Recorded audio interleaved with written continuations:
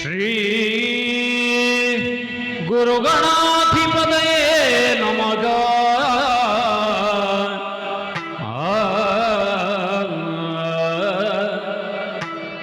ಗಜಮುಖದವಗೆ ಗಣಪಗಿ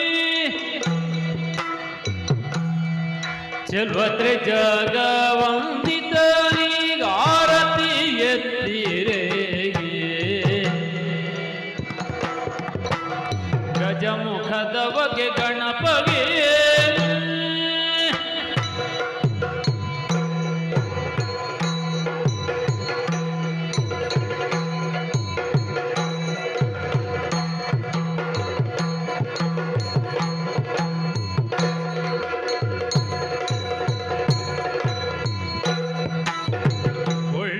ಒಳ್ಳಿತದವಲು ತೆಂಗಿನಕಾಯಿ ಕಡಲಿಯೋ ಎಳ್ಳುಂಡೋಳಿಗೆ ಕಪ್ಪು ಮೆಲುವಾಗಿ ಬೆಳ್ಳಿಯ ಗುರಿ ಗೆಜ್ಜೆಗಳ ಗಟ್ಟಿ ಕುಣಿಯುವ ತಿರುಡೊಳ್ಳಿನ ಗಣಪಗಾರತಿ ಎತ್ತಿರೆ. ಗಜಮುಖದ ಬಗೆ ಗಣಪಗೆ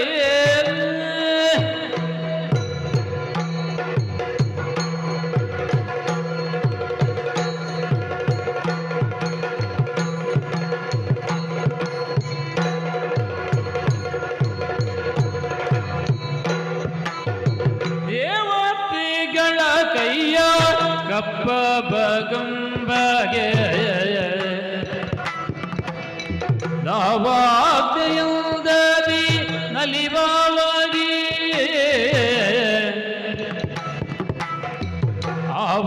ಆವಾಗಮನದೋಳು ನೆನೆದರಿಷ್ಟಾರ್ಥವ ಈವ ಗಣೇಶಾದಾರತಿ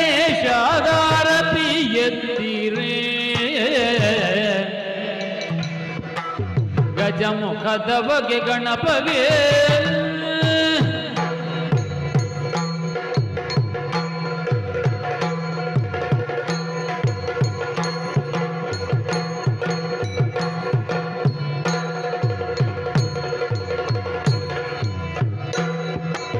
ಕರದುಳು ಪರಶು ಪಾಶಾಕುಶದಾರಿಗೆ ಹರುಷದಿ ಭಕ್ತರ ಪೊರೆ ಬವಗೆ ಉರಗಭೂಷಣನ ಸುಕುಮಾರ ಗಜವದನನ ಚರಣ ಕಮಲಗಿ ಆರತಿ ಎತ್ತಿರೆ. ಗಜಮುಖದವಗೆ ಗಣಪಗೆ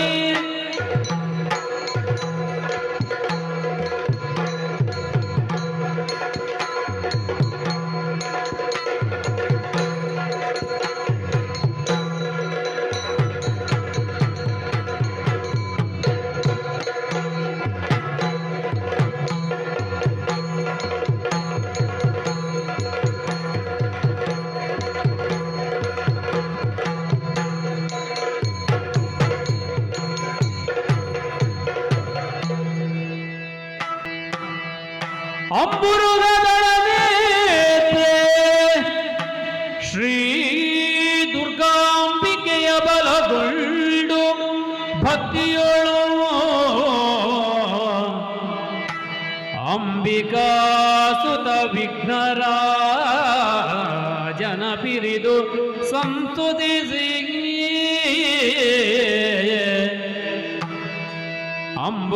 ಅಂಬುನಿಧಿಯಾತ್ಮಜಗೆ ಕೈ ಮುಗಿದು ಅಂಬುಜಾಸನ ಬಾಣಿಯರ ಪಾದಾಂಬುಜಗೆ ಪೊಡಮಡುತ್ತವಣಿಪೆನಿ ಕಥಾಮೃತವ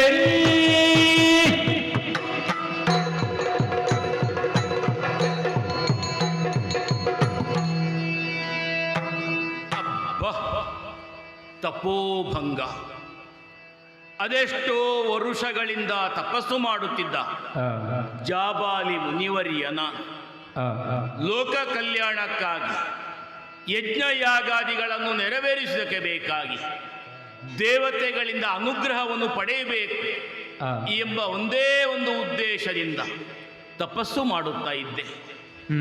ತಪಸ್ಸು ಮಾಡುತ್ತಿದ್ದಾಗ ಪ್ರಶಾಂತವಾದಂಥ ವಾತಾವರಣ, ಹಚ್ಚ ಹಸುರ ಅಂತ ಕಾಡಿನ ಮಧ್ಯೆ ತಪಸ್ಸು ಮಾಡುತ್ತಿದ್ದಾಗ ಯಾವುದೋ ಒಂದು ಶಕ್ತಿ ನನ್ನ ತಪೋಭಂಗ ಮಾಡಿತ್ತು. ಯಾವುದು ಗೊತ್ತಿಲ್ಲ, ಯಾಕಂತ ಗೊತ್ತಿಲ್ಲ. ಕಣ್ಣು ಬಿಟ್ಟೆ ಸುತ್ತಲೂ ದೃಷ್ಟಿ ಹಾಯಿಸುವಾಗ ಆಶ್ಚರ್ಯವೇ ಕಾಣುತ್ತಾ ಉಂಟು. ಹಚ್ಚ ಹಸುರಾದ ಕಾಡಿನ ಮಧ್ಯದಲ್ಲಿ ತಪಸ್ಸು ಮಾಡುತ್ತಿದ್ದವ ನಾನು ಇಂದು ಕಣ್ಣು ಬಿಟ್ಟು ನೋಡಿದ್ರೆ ಮರಗಿಡ ಬಳ್ಳಿಗಳೆಲ್ಲ ಒಣಗಿ ಹೋಗಿವೆ. ಪಕ್ಷಿ ಜಾತ್ಯವೆಗಳೇ ಇಲ್ಲ. ಎಲ್ಲೆಲ್ಲೋ ಹಾಹಾಕಾರ ಕೇಳುತ್ತಾ ಇದೆ. ಬಾಯಾರಿಕೆ ಎಂಬುದಾಗಿ ಅತ್ತ ಕಡೆ ಇತ್ತ ಕಡೆ ಹೋದರೂ ನದಿಗಳು ಹರಿಯುವ ತಾಣಗಳು ಬತ್ತಿ ಹೋಗಿವೆ. ಹಾಗಾದರೆ ತಪೋಭಂಗವಾಗುವುದಕ್ಕೆ ಕಾರಣ ಏನು? ಈ ಬರಗಾಲವನ್ನು ಬಗೆಹರಿಸುವುದಕ್ಕೆ. ಹಾಗಾದರೆ ಬರಗಾಲ ಬರುವುದಕ್ಕೆ ಕಾರಣ ಏನು? ಪ್ರಪಂಚದಲ್ಲಿ ಧರ್ಮದಲ್ಲೇ ಎಲ್ಲರೂ ನೆಲೆಸಿದಂತಾದರೆ ದೇವತೆಗಳು ಸಮಯಕ್ಕೆ ಅನುಗುಣವಾಗಿ ಬೇಕಾದನ್ನು ಅನುಗ್ರಹಿಸುತ್ತಾರೆ.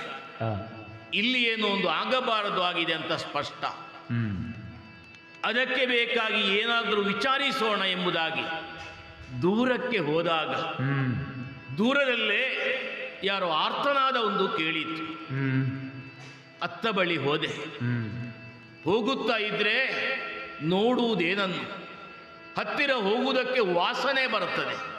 ನೋಡುತ್ತಾ ಇದ್ರೆ ಕೆಲವರೆಲ್ಲ ಹಸಿವೆಯಿಂದ ಕಂಗೆಡುತ್ತಾ ನನಗೆ ಎಂಬುದಾಗಿ ಕಿತ್ತು ತಿನ್ನುವುದನ್ನು ನೋಡಿದೆ. ಬಳಿಗೆ ಹೋಗಿ ನೋಡಿದರೆ ಕೊಳೆತ ನಾಯಿಯ ಮಾಂಸವನ್ನು ನನಗೆ ಎಂಬುದಾಗಿ ಎಳೆಯುತ್ತಾ ಇದ್ದಾರೆ. ಅವರಲ್ಲಿ ಕೇಳಿದೆ ಏನಾಯಿತು ಎಂಬುದಾಗಿ. ಅವರ ಬಾಯಿಂದ ಬಂದಂಥ ಮಾತು, 12 ವರ್ಷಗಳಿಂದ ಮಳೆ ಇಲ್ಲ, ಬರಗಾಲ ಬಂದಿದೆ, ತಿನ್ನುವುದಕ್ಕಿಲ್ಲ, ಉಡುವುದಕ್ಕೆ ಬಟ್ಟೆ ಇಲ್ಲ, ಮತ್ತೊಬ್ಬರ ವಸ್ತುವನ್ನೇ ಅಂಗಾಂಗಗಳನ್ನೇ ಕಿತ್ತು ತಿನ್ನುವಂಥ ಪ್ರಮೇಯ ಒದಗಿ ಬಂದಿದೆ. ಅವರಲ್ಲಿ ಹೇಳಿದೆ ನಾಯಿಯ ಮಾಂಸವೆಲ್ಲುವುದೇ, ಅದು ಕೊಳೆತ ನಾಯಿಯ ಮಾಂಸ. ಅವರಿಗೆ ಭರವಸೆಯನ್ನು ಕೊಟ್ಟೆ, ನೀವ್ಯಾರೂ ದುಃಖಿಸಬೇಡಿ, ಚಿಂತಿಸಬೇಡಿ, ನಿಮ್ಮ ಸಮಸ್ಯೆಯನ್ನು ಬಗೆಹರಿಸ್ತೇನೆ ಅಂತ. ಆಗ ಅವರು ಹೇಳಿದ್ದೇನು, ಮಳೆ ಇಲ್ಲ, ಬರಗಾಲ, ಕುಡಿಯುವುದಕ್ಕೆ ನೀರಿಲ್ಲ, ನಮ್ಮ ಸಮಸ್ಯೆ ನೀವು ಹೇಗೆ ಬಗೆಹರಿಸ್ತೀರಿ? ಏನೋ ಅವರಿಗೆ ಮಾತು ಕೊಟ್ಟೆ. ಯಜ್ಞ ಯಾಗಾದಿಗಳನ್ನು ಮಾಡಿ ದೇವತೆಗಳನ್ನು ಮೆಚ್ಚಿಸಿ ಮಳೆ ಬರಿಸಿ ನಿಮ್ಮ ಕಷ್ಟ ಪರಿಹರಿಸ್ತೇನೆ. ಇಂಥ ಕಷ್ಟದ ಸಮಯದಲ್ಲೂ ಆ ಪ್ರಜೆಗಳು ನನ್ನನ್ನು ಅಪಹಾಸ್ಯ ಮಾಡುವುದಕ್ಕೆ ಆರಂಭಿಸಿದರು. ಯಾಕೆ ಅಂತ ಕೇಳುವಾಗ ಅವರು ಹೇಳಿದ್ದೇನು, ಕುಡಿಯುವುದಕ್ಕೆ ನೀರಿಲ್ಲ, ನೀವು ಹೇಳ್ತೀರಿ ಯಜ್ಞ ಯಾಗಾದಿಗಳು ಮಾಡುವುದಕ್ಕೆ ಸುವಸ್ತುಗಳು ಬೇಕು, ತುಪ್ಪ, ಬೇರೆ ಬೇರೆ ಸುವಸ್ತುಗಳು, ನೀರಿಲ್ಲ, ನೀವು ಇದನ್ನು ಹೇಗೆ ತರ್ತೀರಿ ಅಂತ. ಆವಾಗ ಭರವಸೆ ಮಾತು ಕೊಟ್ಟೆ ಅವರಿಗೆ. ಇದೋ ಅದೆಷ್ಟೋ ಸಮಯದ ತಪಸ್ಸು ಮಾಡುತ್ತಿದ್ದವ ನಾನು, ನನ್ನ ತಪೋಬಲದಿಂದ ದೇವಲೋಕಕ್ಕೆ ಹೋಗುತ್ತೇನೆ, ದೇವೇಂದ್ರನನ್ನು ಪ್ರಶ್ನಿಸ್ತೇನೆ, ಅಲ್ಲಿರುವ ಕಾಮಧೇನುವನ್ನು ಕರಕೊಂಡು ಬಂದು ಅದರಿಂದ ಬೇಕಾದ ಸುವಸ್ತುಗಳನ್ನು ಪಡೆದು ಯಜ್ಞ ಯಾಗಾದಿಗಳನ್ನು ಮಾಡಿ ಪುನರಪಿ ಆ ಕಾಮಧೇನುವನ್ನು ದೇವಲೋಕಕ್ಕೆ ಹಿಂದಿರುಗಿಸ್ತೇನೆ ಭರವಸೆ ಕೊಟ್ಟೆ. ಆ ಭರವಸೆ ಕೊಟ್ಟ ಮೇಲೆ ಅವರಿಗೆ ಸಮಾಧಾನವಾಯಿತು. ಆವಾಗ ಕೇಳಿದರು, ನೀವು ದೇವಲೋಕಕ್ಕೆ ಹೋಗಿ ಬರೋಷ್ಟು ಸಮಯ ಎಷ್ಟು ಆದೀತು, ಅಲ್ಲಿವರೆಗೆ ನಾವು ಏನು ಮಾಡಬೇಕು, ಹಸಿವಾಗುತ್ತದೆ ಅಂತ. ಆವಾಗ ಅವರಿಗೆ ಕೆಲವು ಮಂದಿರ ತೋರಿಸಿದೆ, ದೇವಗರ್ಭವನ್ನು ತೋರಿಸಿದೆ. ದೇವರ ಗರ್ಭಗುಡಿಯ ಮುಂದೆ ನೀವು ಭಜನೆಯನ್ನು ಹಾಡುತ್ತಾ ಇದ್ದರೆ, ದೇವತಾ ಅಮೃತವನ್ನು ಹಾಡುತ್ತಾ ಇದ್ದರೆ ನಿಮಗೆ ಹಸಿವಾಗುವುದಿಲ್ಲ, ಆಯಾಸವಾಗುವುದಿಲ್ಲ. ಹಾಗೆಯೇ ಭಜನೆಯನ್ನು ಮಾಡುತ್ತಾ ಸಮಯ ಕಳೀತಾ ಇದ್ದಾಗೆ ಆದಷ್ಟು ಬೇಗ ಬರುತ್ತೇನೆ. ಆದ್ದರಿಂದ ಇಂಥ ಹೀನಕೃತ್ಯ ಮಾಡಬೇಡಿ, ಸತ್ತ ಕೊಳೆತ ಮಾಂಸವನ್ನು ತಿನ್ನಬೇಡಿ. ಭರವಸೆ ಕೊಟ್ಟ ಮೇಲೆ ಸಮಾಧಾನವಾಯಿತು. ಅವರೆಲ್ಲ ಮಂದಿರದ ಮುಂದೆ, ದೇವರ ಮುಂದೆ ಭಜನೆ ಹಾಡುವುದಕ್ಕೆ ತೊಡಗಿದ್ದಾರೆ. ಆದರೆ ಅವರಿಗೆ ಕೊಟ್ಟ ಮಾತು ಹುಸಿಯಾಗಬಾರ್ದಲ್ಲ, ಅದನ್ನು ಈಡೇರಿಸಬೇಕಾದ ನನ್ನ ಕರ್ತವ್ಯ ಅಲ್ವೇ? ಅದಕ್ಕೆ ಬೇಕಾಗಿ ನನ್ನ ತಪೋಶಕ್ತಿಯಿಂದ ನೇರವಾಗಿ ಸ್ವರ್ಗಕ್ಕೆ ತೆರಳುತ್ತೇನೆ.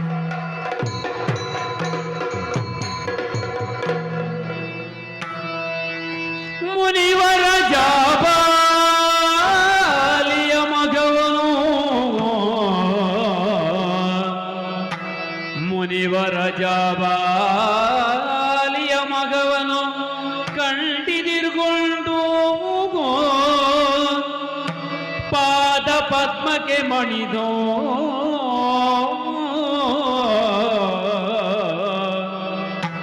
ಘನತರದ ಆಸನವೀಯುತ ಮನದಣಿಜಲ್ ಪೂಜಿಸುತ್ತ ಬಳಿಕಿಂತೆಂದೋ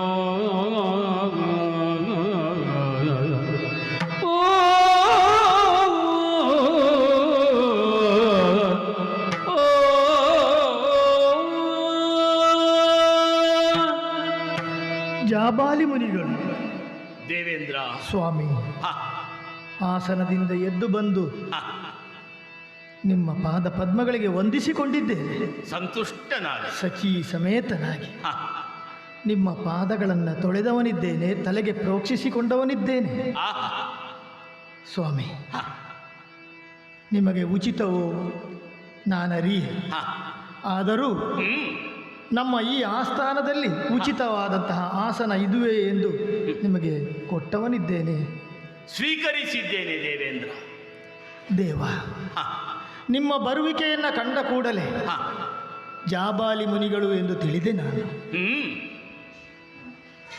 ನೀವು ಇತ್ತಗಡೆ ಬರುವುದು ಹೊಸದೇನಲ್ಲ, ಈ ಹಿಂದೆಯೂ ಬಂದವರಿದ್ದೀರಿ.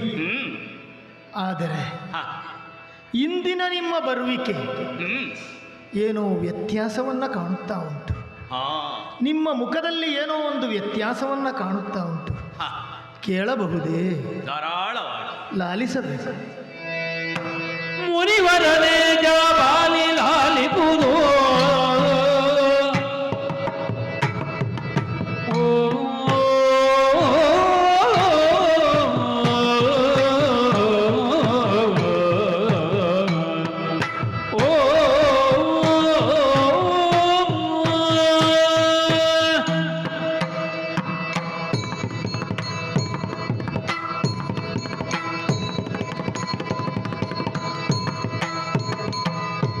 ಮುನಿವರನೆ ಜಾಬಾಲಿ ಲಾಲಿಪುದೋ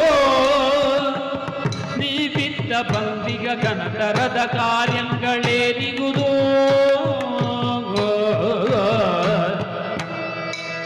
ಘನಚರಿತ ನಿಮ್ಮ ನಯವದೇ ಎನಗೆ ಪಿಳ್ಕುಂಬಿನಿಯೊಳು ಇರುವ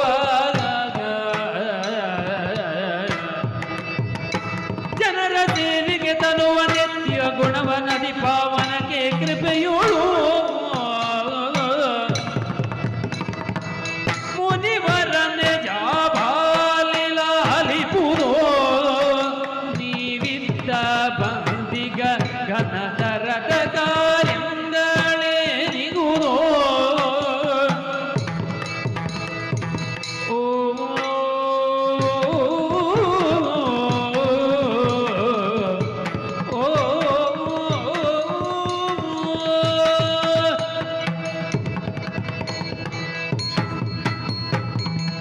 ಜಾಬಾಲಿ ಮುನಿಗಳೇ, ಸುರಪಾಲ, ನಿಮ್ಮ ಈ ಬರುವಿಕೆಯಿಂದ ಈ ಸುರಲೋಕ ಪಾವನವಾಯಿತು ಎಂದರೂ ತಪ್ಪಾಗಲಿಕ್ಕಿಲ್ಲ. ಸದಾ ಕಾಲ ಯಾಗ ಯಜ್ಞಗಳನ್ನೇ ಮಾಡುತ್ತಾ ಲೋಕ ಕಲ್ಯಾಣವೇ ತನ್ನ ಗುರಿ ಅನ್ನುವ ರೀತಿಯಲ್ಲಿ ನಡೆದುಕೊಂಡು ಬಂದವರು ಬರುವವರು ನೀವು. ಸ್ವಾಮಿ, ಯಾಕೆ ಬಂದಿರಿ ಅನ್ನುವುದು ಕೇಳುವುದು ತರವಲ್ಲ. ಹಾ ಆದರೂ ಹಾ. ಇಲ್ಲಿನ ಅಷ್ಟ ಐಶ್ವರ್ಯಗಳನ್ನು ಆಗ್ರಹಿಸಿಕೊಂಡು ನೀವು ಬರುವವರಲ್ಲ. ಹ್ಮ್. ಆದರೂ ಇಂದು ಈ ಕಡೆಗೆ ಬಂದಿದ್ದೀರಿ. ಹಾ. ಸದಾ ಕಾಲ ಹಾ. ತಪಸ್ಸಿನಲ್ಲಿರುವವರು ಹ್ಮ್. ತಾವು ಆರ್ಜಿಸಿದ ತಪಸ್ಸಿನ ಫಲ ಏನುಂಟು, ಹ್ಮ್. ಫಲ ಏನುಂಟು, ಹಾ. ಅದಕ್ಕೆ ಅನುಸಾರವಾಗಿ ಇಲ್ಲಿ ನೀವು ಬರುವವರು. ಹಾ. ಅದೇ ರೀತಿ ಇಂದು ನಿಮ್ಮ ಬರುವಿಕೆಯಲ್ಲಿ ನಾನು ಏನೋ ಒಂದು ವ್ಯತ್ಯಾಸವನ್ನು ಕಂಡಿದ್ದೇನೆ. ಓಹೋ. ನಿಮ್ಮ ಮುಖದಲ್ಲಿ ಏನೋ ಒಂದು ದುಗುಡವನ್ನು ಕಾಣುತ್ತಾ ಉಂಟು. ಹಾ. ಏನೋ ಬೇಡಿಕೆಯು ನಿಮ್ಮ ಭಾವನೆಗಳಲ್ಲಿ ನನಗೆ ಕಂಡು ಬರುತ್ತಾ ಉಂಟು. ಸತ್ಯ ದೇವೇಂದ್ರ. ಏನನ್ನು ಕೇಳಲು ಬಂದಿರಿ, ಹಾ. ಅಥವಾ ನೀವು ಭೂಲೋಕದಲ್ಲಿ ಮಾಡುವಂತಹ ಯಜ್ಞ ಯಾಗಾದಿಗಳಿಗೆ ಯಾರಿಂದಾದರೂ ಹಾನಿ ಉಂಟಾಯಿತೆ? ಹಾ. ಈ ಹಿಂದೆಯೂ ಹಲವಾರು ಸಂದರ್ಭಗಳಲ್ಲಿ ಹಾ. ಭೂಲೋಕದಲ್ಲಿ ಯಜ್ಞ ಯಾಗಾದಿಗಳಿಗೆ ಹಾನಿ ಉಂಟಾದಾಗ, ಹಾ. ಯಾರಿಂದಲಾದರೂ ಉಪಟಳ ಉಂಟಾದಾಗ ಹಾ. ಅದನ್ನು ಸರಿಪಡಿಸಿದವರು, ಹ್ಮ್. ಅದಕ್ಕೆ ಸಮಾಧಾನದ ಮಾರ್ಗವನ್ನು ಕಂಡುಕೊಂಡವರು ಹಾ. ನಾವು. ಹ್ಮ್. ನೀವು ಭೂಲೋಕದಲ್ಲಿ ಮಾಡುವಂತಹ ಯಾಗ ಯಜ್ಞಗಳಿಂದ ಈ ದೇವಲೋಕದಲ್ಲಿರುವಂತಹ ನಾವು ಹಾ.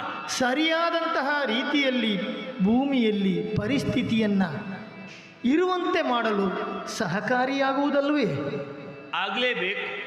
ಅಂತಹ ನೀವು ಹಾ. ಇಂದು ಇತ್ತ ಕಡೆಗೆ ಬಂದಿದ್ದೀರಿ. ಹಾ. ಯಾಕೆ ಬಂದಿರಿ ಅನ್ನೋದು ಕೇಳಬಹುದೇ? ಸುರಪಾಲ ಬೇಡ್ವೆ. ಸುರಪಾಲ ಬೇಳೆನಲ್ಲ ಭೂವಲಯದಿ ಬರಗಾಲ ಒದಗಿದಲ್ಲ ಸುರಪಾಲ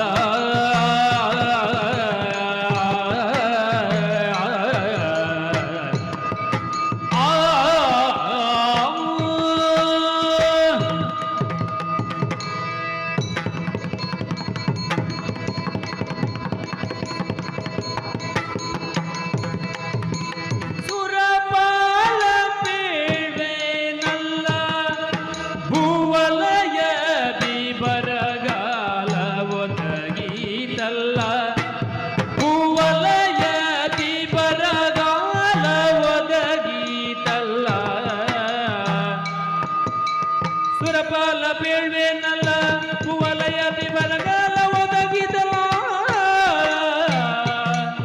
ಹರನು ಕೊಲ್ಲುವ ಕಾಲ ಹರನು ಕೊಲ್ಲುವ ಕಾಲ ಬರರು ಗಾಯುವರುಂಟೆ ಪರಿಗರಿಸೆಂದು ಸೇರಿರುವ ನಾಶಮ ಸುರಪಾಲ ಬೇಳ್ವೆನಲ್ಲ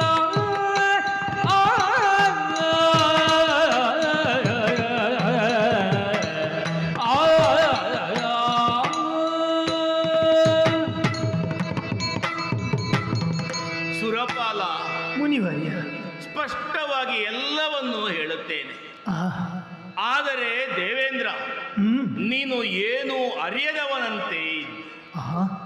ಯಾಕಂದ್ರೆ ಭೂಮಿಯಲ್ಲಿ ಯಜ್ಞಯಾಗಾದಿಗಳನ್ನು ಮಾಡಿ ದೇವತೆಗಳನ್ನು ಮೆಚ್ಚಿಸಿ ಸಮಯಕ್ಕನುಗುಣವಾಗಿ ಮಳೆ ಬೆಳೆ ಆಗಬೇಕಂತಾದ್ರೆ ತಮ್ಮ ಅನುಗ್ರಹ ಬೇಕೇ ಬೇಕಲ್ಲ. ಹೌದು ದೇವೇಂದ್ರ, ಭೂಮಿಯಲ್ಲಿ ಬರಗಾಲ ಬರಗಾಲ ಒಂದೆರಡು ದಿನವಲ್ಲ, ಒಂದೆರಡು ವರ್ಷವಲ್ಲ, 12 ವರ್ಷಗಳಿಂದ ಬರಗಾಲ. ಓಹೋ, ಜೀವನ ಎಂಬುದು 3 ದಿನದ ಬಾಳು ಅಲ್ವಾ?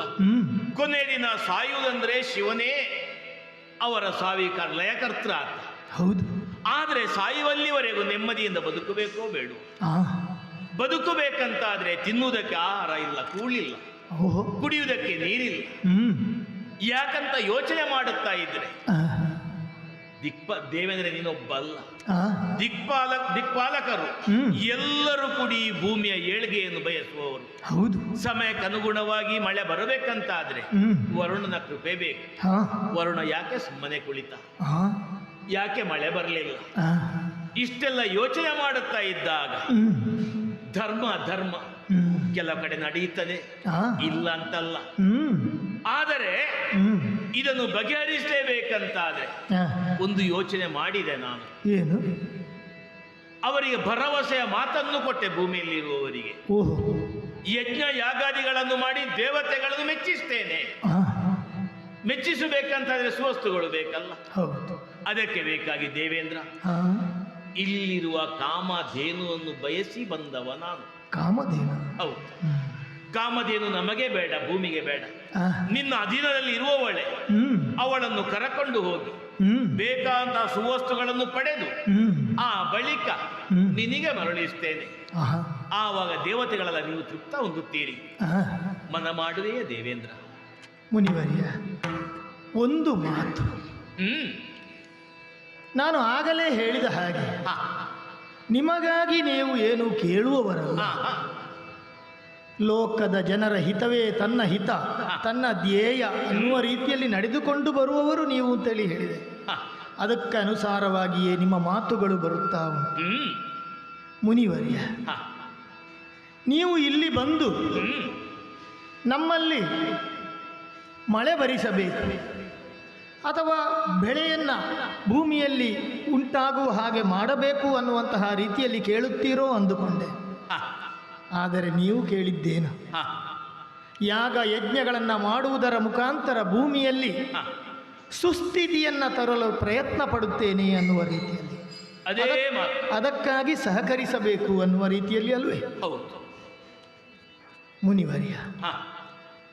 ನೀವು ಹೇಳುವುದು ಕೇಳುವಾಗ ಹಾ. ಮರುಕ ಉಂಟಾಗುತ್ತಾ ಉಂಟು ಯಾಕೋ? ಭೂಮಿಯ ಜನರ ಮೇಲೆ. ಹಾ. ಸಂತೋಷದಲ್ಲಿ ಸುಖದಲ್ಲಿ ಇದ್ದಂತಹ ಭೂಮಿಯಲ್ಲಿರುವಂತಹ ಜನರಿಗೆ ಹಾ. ಏಕಾಏಕಿ ಹ್ಮ್. ಕಷ್ಟಗಳು ಬಂದಾಗ ಹಾ. ಆ ರೀತಿ ಮರುಕ ಉಂಟಾಗುವುದು, ಕಷ್ಟ ಪಡುವುದು ಸ್ವಾಭಾವಿಕ, ಹಾ.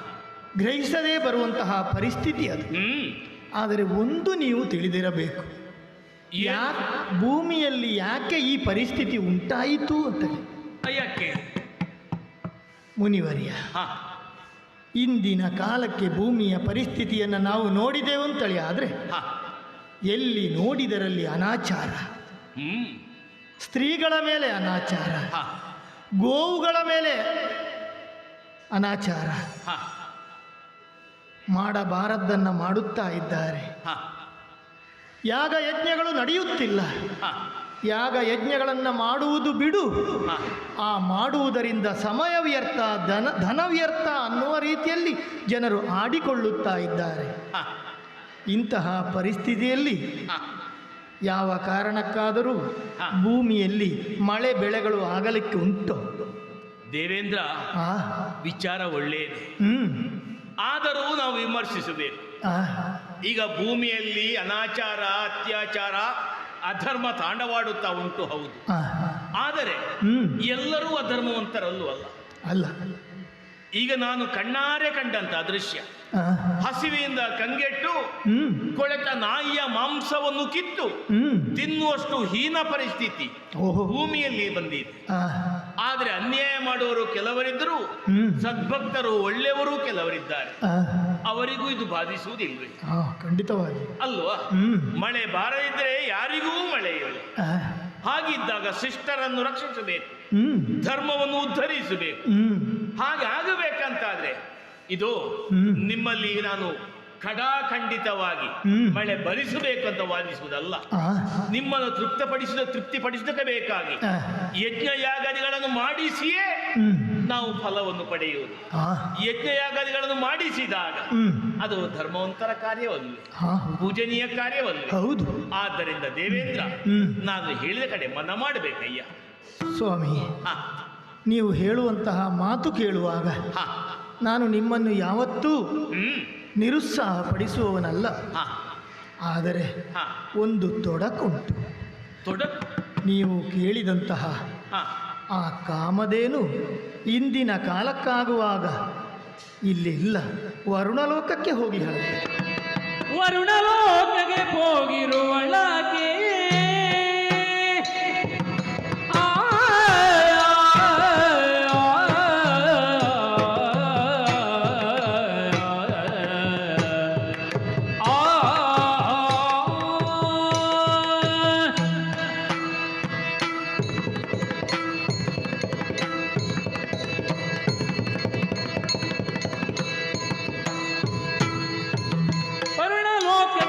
ಹೋಗಿರುವಳಾಗಿ ಆಸಿರವಿ ಬರೆಯುವ ಬರಿ ಬರಿಯ ನಿಮ್ಮವಲ ಕಾರ್ಯಕ್ಕೆ ಆಸುರವಿ ಬರೆಯುವ ಬರಿ ಬರಿಯ ನಿಮ್ಮವಲ ಕಾರ್ಯಕ್ಕೆ ಇರುವಳವಳ ಕುವರಿಯು ನಂದಿರಿ ಬರುವಳೆನ್ನು ತಗರಿಸಿ ಮುನಿಗುಳಿ ವರಮುಖಕ್ಕೆ ಸಹಕರಿಸಿ ಧರೆಯ ಸಿರಿಯ ಬೆಳಗುಂದೊರೆದ ಮಯದೋಳು ವರುಣ ಲೋಕಕ್ಕೆ ಹೋಗಿರುವಳಾಗಿಯೇ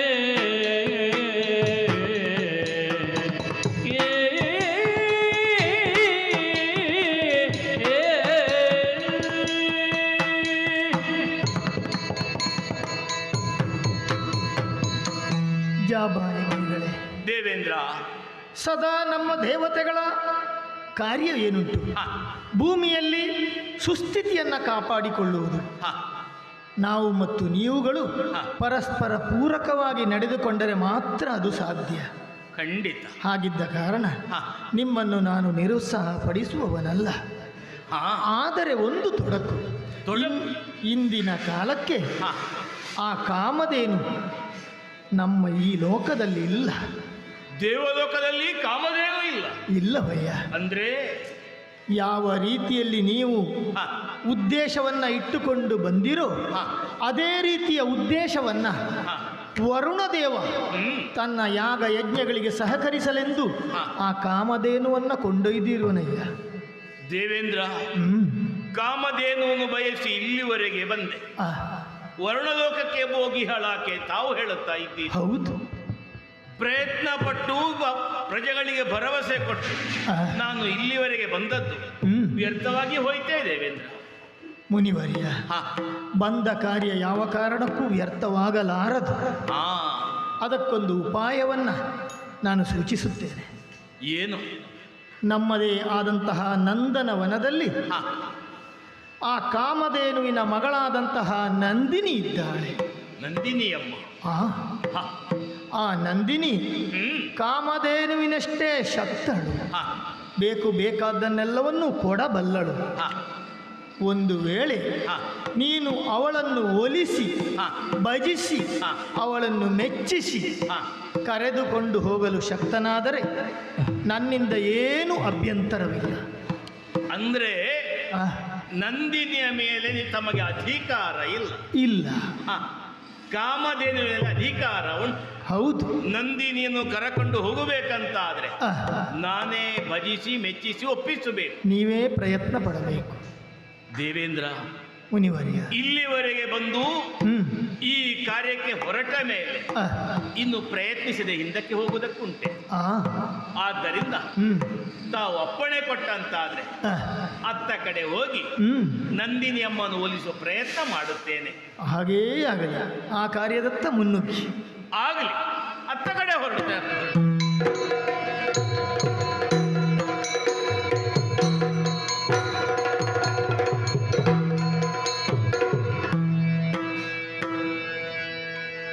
ಜಯ ಜಯ ಸುರನಂದಿನಿ, ಜಯ ಜಯ ಸುರನಂದಿನಿ, ಜನನಿ ಜಯ ಜಯ ಸುರನಂದಿನಿ, ಜಯ ಸುರನಂದಿನಿ, ಜಯ ಸುರನಂದಿನಿ, ಜಯ ಭಾಗ್ಯದಾಯಿನಿ, ಜಯ ಸುರನಂದಿನಿ, ಜಯ ಭಾಗ್ಯದಾಯಿನಿ, ಜಯ ಜಯ ಕಾಮಿತಗೀಯುವ ನಂದಿನಿ, ಜಯ ಜಯ ಸುರನಂದಿನಿ, ಜನನಿ ಜಯ ಜಯ ಸುರನಂದಿನಿ, ನಂದಿನಿ.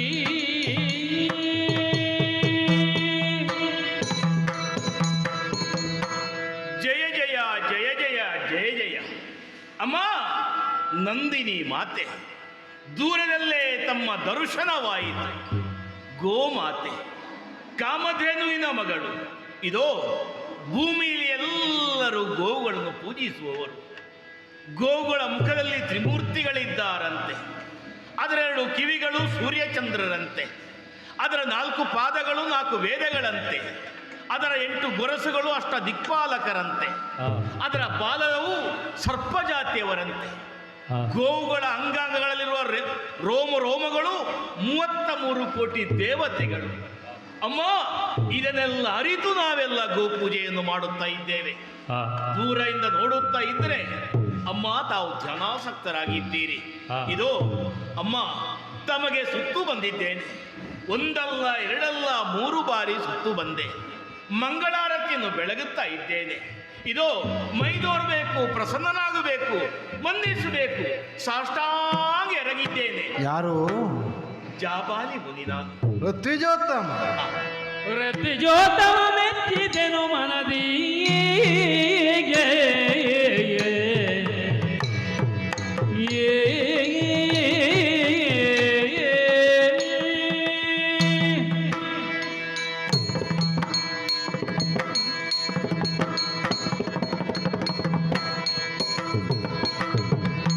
ಋತ್ವಿಜೋತ್ತಮ ಮೆಚ್ಚಿದೆನು ಮನದಿಯೇ, ನೀನಿಂದು ದೃಢತರ ಭಕ್ತಿ ಭಾವದಿಗೈದ ಪೂಜನದಿಯೇ.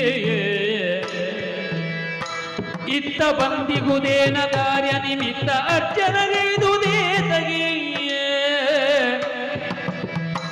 ಇತ್ತ ಬಂದಿಗುದೇಕೆ ಕಾರ್ಯ ನಿಮಿತ್ತ ಅರ್ಚನಗೈದುದೇ ತಗೆ. ಅತ್ತಿಯಿಂದಲಿ ಬೇಳುದೆನಲ ಋತ್ವಿಜೋತ್ತಮ ನುಡಿದ ನವಳಲಿ.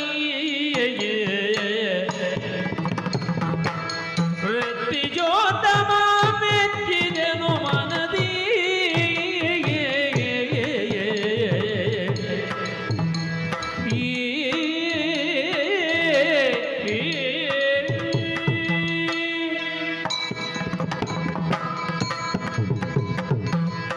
ಅಯ್ಯೋ ಮುನಿಶ್ರೇಷ್ಠ ಜಾಬಾಲಿ, ಅಮ್ಮ ನನ್ನದೇ ಆದಂಥ ಇರದಲ್ಲಿ ಧ್ಯಾನಾಸಕ್ತಳಾಗಿಯೇ ಇದ್ದಂಥ ಕಾಲಕ್ಕೆ ಪ್ರಸನ್ನೀಕರಿಸುವುದಕ್ಕಾಗಿ ವಿಧ ವಿಧವಾಗಿ ನನ್ನನ್ನು ಸ್ತುತಿಸುತ್ತಾ ಧ್ಯಾನಿಸುವುದಕ್ಕೆ ತೊಡಗಿದೆಯಲ್ಲ. ಹೌದಮ್ಮ.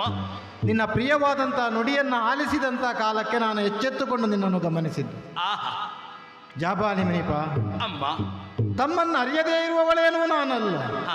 ಆದರೆ ಹ್ಮ್ ಕೇವಲ ಲೋಕಮುಖದಲ್ಲಿ ಮೌನಿಯಾಗಿದ್ದುಕೊಂಡು ಮುನಿತನದಿಂದಲೇ ತಪಸ್ಸನ್ನಾಚರಿಸುವ ಆ ವ್ಯಕ್ತಿತ್ವವೇ ನಿನ್ನದ ಅಂತ ಕೇಳಿದರೆ ಅದಲ್ಲ.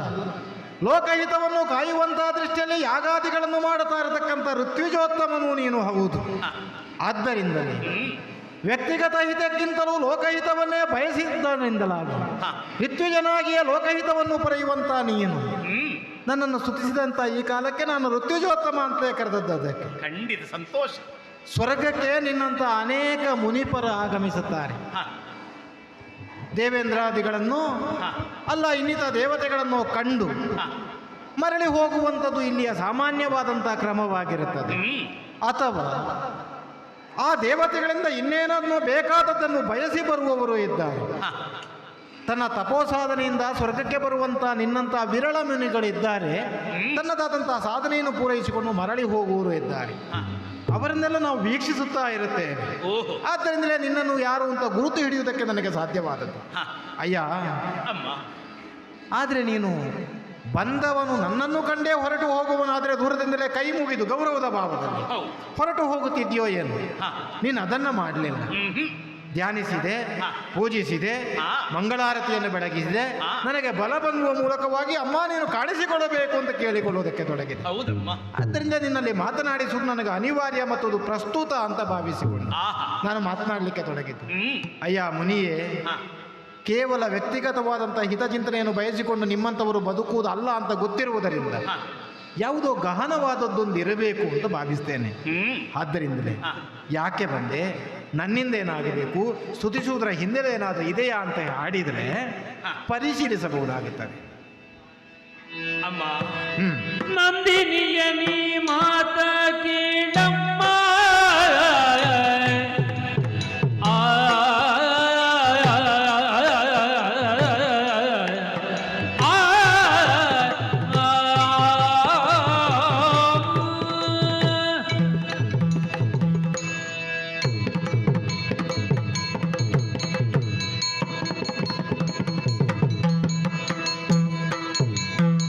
ನಂದಿನಿ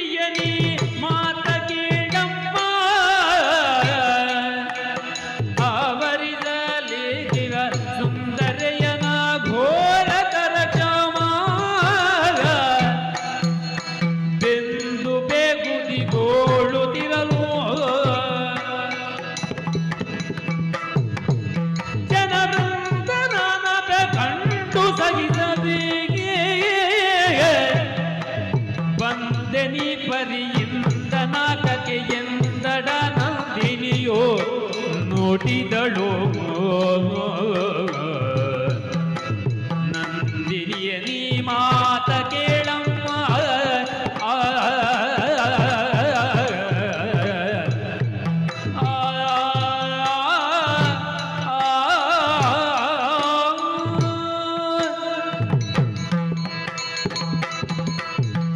ಅಮ್ಮ, ಮುನಿವರ ಧನ್ಯತಾ ಭಾವನೆ. ಯಾಕೆ?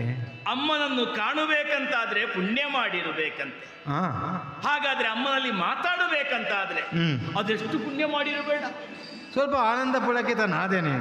ಸಂತುಷ್ಟಾಗಿ ಪೂಜಿಸಿದೆ. ಹಾ ತಾವು ಮಾತಾಡೋದಕ್ಕೆ ಆರಂಭಿಸಿದಾಗ ಹಾ ರೋಮಾಂಚನಗೊಂಡೆ. ಹಾ ಅಮ್ಮ, ಹ್ಮ್ ಭೂಮಿಯಿಂದ ಬಂದವ ಜಾಬಾಲಿ ಋಷಿ ನಾನು. ಜಾಬಾಲಿ. ಹಾ, ಭೂಮಿಯಲ್ಲಿ ಬಂದಂತಹ ಕಷ್ಟ ಕಾರ್ಪಣ್ಯಗಳೆಲ್ಲ ತೊಲಗಿಸಬೇಕು, ಹಾ ಧರ್ಮವೇ ಉದ್ಧರಿಸಬೇಕು ಹ್ಮ್ ಎಂಬ ಅಂಬೋಣದಂತೆ ಅದೆಷ್ಟೋ ಸಮಯದಿಂದ ತಪಸ್ಸು ಮಾಡುತ್ತಿದ್ದವ ನಾನು. ಲೋಕಹಿತಕ್ಕಾಗಿ ಅಲ್ವ ಮುನಿಗಳು ತಪಸ್ಸು ಮಾಡುವುದು, ಹೌದು. ವ್ಯಕ್ತಿಹಿತ ಏನೂ ಇಲ್ಲ. ಒಮ್ಮೆಗೆ ತಪೋಭಂಗವಾಯಿತು. ತಪಸ್ಸು ಮಾಡ್ತಾ ಇದ್ದವನಿಗೆ ತಪೋಭಂಗ ಯಾಕಂತ ಗೊತ್ತಿಲ್ಲ. ಕಿರುಕುಳ ಕೊಟ್ರೆ ಯಾರಾದ್ರೂ? ಅಲ್ಲಮ್ಮ, ಮತ್ತೆ ನೋಡಿದ್ರೆ ಎಲ್ಲೆಲ್ಲೂ ಬರಗಾಲ. ಬರಗಾಲ ಎಲ್ಲಿವರೆಗೆ ಅಂತ ಹೇಳಿದ್ರೆ ಹಾ ಕೊಳೆತ ನಾಯಿಯ ಮಾಂಸವನ್ನು ನನಗೆಂಬುದಾಗಿ ಎಳೆದು ಮೆಲ್ಲುವಷ್ಟು ಹೀನ ಪರಿಸ್ಥಿತಿ ಅಮ್ಮ. ನೀನು ಆಡುವುದನ್ನು ಗಮನಿಸಿದೆ ಅಂತ ಆದ್ರೆ ನಾಯಿಗಳಿಗೂ ತಿನ್ನುವುದಕ್ಕೆ ಏನು ಉಳಿಯದೆ ಅವುಗಳು ಸತ್ತು ಬಿದ್ದಿವೆ, ಅದನ್ನು ತಿನ್ನುವುದಕ್ಕೆ ಮಾನವರು ತೊಡಗಿದ್ರು ಅಂತ. ಅಷ್ಟು ಹೀನ ಪರಿಸ್ಥಿತಿ, ಅಸಹನೀಯವಾದ ಸ್ಥಿತಿಯೇ ಅದು. ಖಂಡಿತ. ಅದನ್ನು ನೋಡಿ ಅವರಿಗೆ ಭರವಸೆ ಕೊಟ್ಟೆ ಅಮ್ಮ. ಏನು ಅಂತ? ಯಜ್ಞಯಾಗದಿಗಳನ್ನು ಮಾಡಿ ಹಾ. ದೇವತೆಗಳನ್ನು ಮೆಚ್ಚಿಸಿ ಹಾ. ಮಳೆ ಬರಿಸಿ ಹಾ. ನಿಮ್ಮ ಕಷ್ಟವನ್ನು ಬಗೆಹರಿಸ್ತೇನೆ ಅಂತ. ಮಳೆ ಬರಿಸುವುದು ನಮ್ಮಲ್ಲಿ ದೇವೇಂದ್ರನೇ. ಹೌದು, ದೇವೇಂದ್ರ ಅದನ್ನು ಮನ ಮಾಡಿದ ಅಂತಂದ್ರೆ ಮಾಡಲೂ ಬಹುದು. ಹೌದು, ಮೆಚ್ಚಿಸಬೇಕಂತಾದ್ರೆ ಯಜ್ಞಯಾಗದಿ ಬೇಡುವ? ಅದು ಒಂದಕ್ಕೊಂದು ಪೂರಕವೇ. ಅಲ್ಲ, ಬಂದು ಒಮ್ಮೆಗೆ ಆಜ್ಞೆ ಮಾಡಬಹುದು ದೇವೇಂದ್ರನಲ್ಲಿ. ಅದು ದೊಡ್ಡತನ ಆಗುತ್ತದೆ, ನಮ್ಮ ಮೇರೆಯನ್ನು ಮೀರಿದಾಗ ಆಗ್ತದೆ. ಅದಕ್ಕೆ ಬೇಕಾಗಿ ಅವರಿಗೆ ಭರವಸೆ ಕೊಟ್ಟು ದೇವೇಂದ್ರನ ಬಳಿಗೆ ಬಂದೆ. ದೇವೇಂದ್ರನ ಬಳಿಗೆ ಬಂದೆ. ಯಜ್ಞ ಯಾಗಾದಿಗಳನ್ನು ಮಾಡುವುದಕ್ಕೆ ಕೆಲವು ಕ್ಷಣಕ್ಕೆ ಮಾತ್ರ ಕಾಮಧೇನುವನ್ನು ಕಳಿಸಿಕೊಡಬೇಕು ಅಂತ. ಯಾಗ ಮಾಡುವುದಕ್ಕೆ ಕಾಮಧೇನು ಬೇಕು ಅಂತ ಕೇಳಲಿಕ್ಕೆ, ಸುವಸ್ತುಗಳನ್ನು ಪಡೆಯುವುದಕ್ಕೆ. ಏನಾಯ್ತು? ಆದ್ರೆ ಅಮ್ಮ, ನಿಮ್ಮಮ್ಮ ಕಾಮಧೇನು ಇಲ್ಲಿ ಇಲ್ಲುವಂತೆ. ಸದಾಕಾಲ ಸ್ವರ್ಗದಲ್ಲೇ ಇರುತ್ತಾಳೆ ಅಂತ ಇಲ್ಲ, ಬಹು ಬೇಡಿಕೆ ಉಳ್ಳವರೇ ನಮ್ಮ ಅಮ್ಮ. ಹಾಗೆ ವರ್ಣಲೋಕಕ್ಕೆ ಹೋಗಿದ್ದಾಳಂತೆ. ಆದ್ರೆ ತಮ್ಮ ಮೇಲೆ ದೇವೇಂದ್ರನ ಅಧಿಕಾರ ಇಲ್ಲ. ಕಾಮಧೇನುವಿಗಿಂತ ಮಿಗಿಲಾದ ಶಕ್ತಿ ಉಳ್ಳಂತ ತಾವು ಭೂಮಿಗೆ ಪಾದ ಬೆಳೆಸಿದರೆ ಬೇಕಾದ ಸುವಸ್ತುಗಳನ್ನು ಪಡೆದು ಅಲ್ಲಿಯ ಕಷ್ಟವನ್ನು ನಿವಾರಿಸಬಹುದು. ಮತ್ತೆ ತಮ್ಮನ್ನು ಇಲ್ಲಿವರೆಗೆ ತಲುಪಿಸುವ ಹೊಣೆಗಾರಿಕೆ ನನಗೆ. ಮುನಿಶ್ರೇಷ್ಠ, ದೇವೇಂದ್ರನ ತನಕ ಬಂದಂತ ನೀನು ದೇವೇಂದ್ರನ ಕಂಡದ್ದಾಯಿತು. ಈಗ ಮಳೆ ಬರುವುದರಿಂದ ಬೆಳೆ ಬೆಳೆಯುತ್ತದೆ, ಅಲ್ಲಿದ್ದಂಥ ಸಂಕಷ್ಟಗಳ ಪರಿಹಾರ ಆಗುತ್ತದೆ ಅಂತಾದರೆ ದೇವೇಂದ್ರನಲ್ಲಿ ಕೇಳಿಕೊಳ್ಳಬಹುದು. ಅದನ್ನು ಮಾಡಲಿಲ್ಲ. ಕರ್ಮಾನುಸಾರವಾಗಿ ಯಜ್ಞಯಾಗಾದಿಗಳನ್ನು ಮಾಡುವ ಪುಣ್ಯ ಫಲದಿಂದಲೇ ಮಳೆ ಬೀಳಬೇಕು ಎನ್ನುವಂಥ ಭಾವನೆಯನ್ನು ನೀನು ಹೊಂದಿಕೊಂಡ ಹಾಗೆ ಇದೆ. ಹೌದಮ್ಮ. ಒಬ್ಬ ಸಾತ್ವಿಕನಾದವನಿಗೆ ಒಬ್ಬ ಧರ್ಮಿಷ್ಠನಾದವನು ತಡೆದುಕೊಳ್ಳಬೇಕಾದ ನಿಲುವು ಅದುವೇ ಆಗಿರುತ್ತದೆ. ಹಾಗಂತ ಧರ್ಮವನ್ನು ಹೊಂದಿಕೊಂಡವರಿಗಲ್ಲ ಇದೆಲ್ಲ ಬೇಕಾಗುವುದು. ಈಗ ಭೂಮಿಯೊಳಗೆ ನಡೆದಂತಹ ಘಟನೆಗಳನ್ನು ಭಾವಿಸಿದೆವು ಅಂತಾದ್ರೆ ಈ ಸಂಕಷ್ಟ ಬರುವುದರ ಹಿಂದೆ ಏನು ನಡೆಯಲ್ಪಟ್ಟಿದೆ ಅಂತ ನಾವು ತರ್ಕಿಸಬಹುದು. ಯಾಕೆಂದ್ರೆ ಧರ್ಮಿಷ್ಠರಾಗದೇ ಇದ್ದದರಿಂದ ಸಕಾಲಕ್ಕೆ ಮಳೆ ಬೀಳದೇ ಇದ್ದದ್ದು ಅಂತ ನಾವು ತರ್ಕಿಸಬಹುದು. ಇನ್ನು ಏನು ಅಂತ ನಾನು ಅದರ ನಿರ್ಧಾರಕ್ಕೆ ಬರಲಿಲ್ಲ. ಆದರೆ ಇಲ್ಲಿಂದಲೇ ಹರಸೋಣವೇ, ನೀನು ಅದನ್ನು ಒಪ್ಪುವುದಿಲ್ಲ. ಈಗ ದೇವೇಂದ್ರನಲ್ಲಿಯೂ ನೀನು ಹರಸುವಿಕೆಯನ್ನು ಬಯಸಲಿಲ್ಲ. ಬಂದಾಗ ನನ್ನಲ್ಲೂ ಆಡಿದ್ದು ಭೂಲೋಕಕ್ಕೆ ಬರಬೇಕು ಅಂತ. ಈಗ ನಾನು ಇಲ್ಲಿಂದ ಹರಸಿದ್ರು ಕೂಡ ನಿನಗೆ ಲಭ್ಯವಾಗುತ್ತದೆ. ಆದರೆ ನೀನು ಅದನ್ನೆಲ್ಲ ಭಾವಿಸು, ನಾನಿದ್ದೆ ನೀನು ಯಾಗಗಳನ್ನು ಮಾಡಿಯೇ ಮಾಡಬೇಕು ಅಂತ. ಹಾಗೆ ಆಡಿದಾಗಲೇ ನನಗೆ ಸಂಕಷ್ಟವಾದದ್ದು. ಏನು ಭೂಮಿ ಅಂತ ಭಾವಿಸಿದಿ?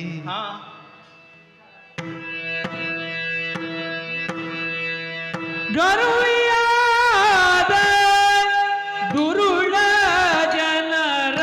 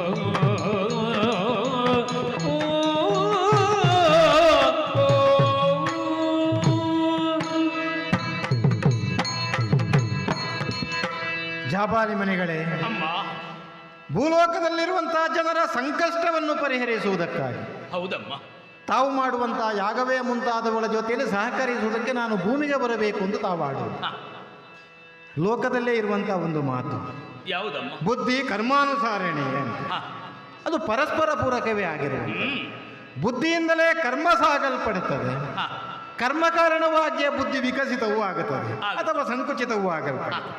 ಹೌದಲ್ಲವೇ? ಹ, ಖಂಡಿತ. ಈಗ ಭೂಮಿಯಲ್ಲಿ ನಡೆಯಲ್ಪಟ್ಟಂತಹ ಘಟನಾವಳಿಗಳನ್ನು ಅವಲೋಕಿಸಿದ್ದೇ ಆದರೆ ಹ, ಕರ್ಮಾನುಸಾರಿಯಾಗಿ ಅವರ ಬುದ್ಧಿ ಬೆಳೆಯಲ್ಪಟ್ಟದ್ದ ಅಲ್ಲ, ಅವರ ಬುದ್ಧಿಯ ಕಾರಣಕ್ಕಾಗಿ ಅವರ ಕರ್ಮ ಅನ್ಯಕ್ಷೇತ್ರದಲ್ಲಿ ನಿಕ್ಷೇಪವಾದದ್ದು ಅಂತ ತರ್ಕಿಸಬೇಕಾದ ಒಂದು ಸ್ಥಿತಿ ನಿರ್ಮಾಣವಾದ. ಓಹೋ ಹೋ, ಯಾಕೆಂದರೆ ಹ, ಭೂಲೋಕದ ಜನರನ್ನೆಲ್ಲ ನಾವು ಗಮನಿಸಿದ್ದು ತುಂಬ ಬಾರಿ. ಹ, ಈಗ ವಸ್ತುಸ್ಥಿತಿ ಈಗ ನಡೆಯಲ್ಪಟ್ಟಂತಹ ವ್ಯಕ್ತಿಗಳು ಏನು ಅನ್ನುವುದಕ್ಕಿಂತ ಹ, ಸಾಗಿ ಬಂದಂತಹ ಪರಪರೆಯ ಘಟನೆಗಳಲ್ಲಿ ತುಂಬ ಇದೆ. ಹ್ಮ್, ಅದೇ ಮುಂದೆ ಬೆಳೆಯಲ್ಪಟ್ಟಂಥ ತಲೆಮಾರುಗಳಲ್ಲವೇ ಹ, ಗರ್ವಿತರಾಗಿ ಆತತಾಯಿತ್ವವನ್ನು ಹೊಂದಿಕೊಂಡು ತನ್ನಲ್ಲಿ ಒದಗಿ ಬಂದಂತಹ ಸ್ಥಿತಿಯನ್ನೆಲ್ಲ ದುರ್ಮಾರ್ಗವಲ್ಲೇ ವಹಿಸಿಕೊಳ್ಳ ಬಂದಂತಹ ಜನರಿರುವುದರಿಂದಲೇ ಹ, ಅಹಂಕಾರಿಗಳಾಗಿ ಬೆಳೆದುದರಿಂದ ಹಾ. ಪರಿಣಾಮವನ್ನು ಅವರು ಅನುಭವಿಸುತ್ತಾ ಇದ್ದಾರೆ.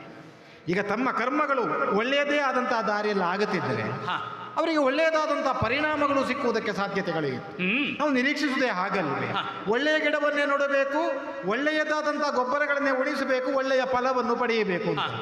ಮುಳ್ಳಿನ ಮರವನ್ನು ನೆಟ್ಟುವುದರ ಮೂಲಕವಾಗಿ ಹಾ. ಮುಳ್ಳಿನ ಆಪ್ತವಾಗಿ ಆಲಿಂಗಿಸಿಕೊಳ್ಳುವಂಥ ಮರವಾಗಿ ಬೆಳೆಯಬೇಕು ಅಂತ ಬಯಸುವುದಕ್ಕೆ ಬರುವುದಿಲ್ಲವಲ್ಲ? ಆಹಾ. ಅರ್ಥವೇನು ಅಂತ ಕೇಳಿದರೆ, ನಾವು ಮಾಡಲ್ಪಟ್ಟಂಥ ಕರ್ಮ ಎಲ್ಲಿಂದ ಆರಂಭವಾಗುತ್ತದೆ ಅದುವೇ ಬೆಳೆದು ನಿಲ್ಲಲ್ಪಡುತ್ತದೆ ಎನ್ನುವುದರ ತಾತ್ಪರ್ಯ. ಹ್ಮ್, ಭೂಲೋಕದ ಜನರೇ ಹಾಗೆ ಮಾಡಿದ್ದು. ಅಹಂಕಾರದಿಂದಲೇ ಮೆರೆಯುತ್ತಾ ನಾನು ಎನ್ನುವ ಭಾವದಿಂದಲೇ ಮೆರೆದದ್ದರಿಂದ ಅವರಿಗೆ ಸಮಷ್ಟಿ ಪ್ರಜ್ಞೆಗಳನ್ನು ಕಳೆದುಕೊಂಡದರ ಪರಿಣಾಮ ಅಲ್ವ ಇದಾದದ್ದು.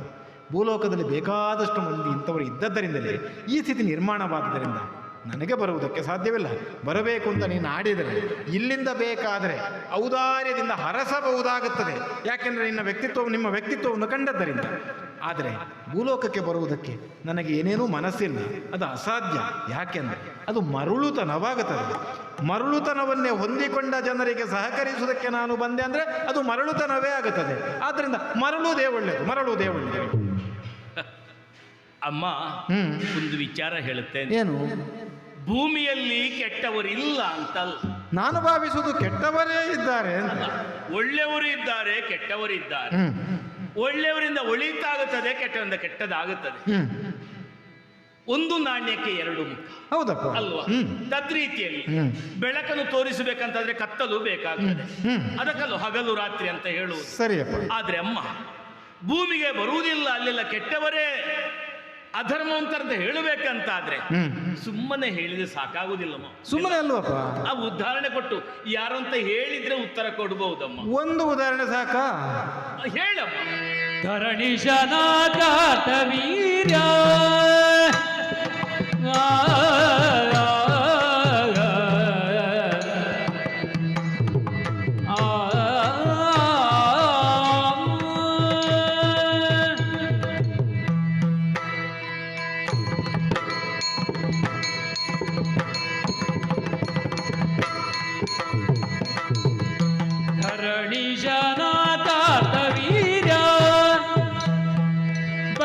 ಪರಿವಾರ ಗುಣಲಿದ್ದ ಭೃಗುಜನುಧಾರ್ಯ ಪರಿವಾರ ಗುಣಲಿದ್ದ ಭೃಗುಜನುಧಾರ್ಯ ಮರೆತಾತನನೆ ಕುತ್ತಿಕೊಂದ ಮರೆತಾತನನೆ ಕುತ್ತಿಕೊಂದ ಅಂಥ ದುರುಳರ ಧರೆಗೆ ಬಾರೆನು ಸಾಮತಿಂದ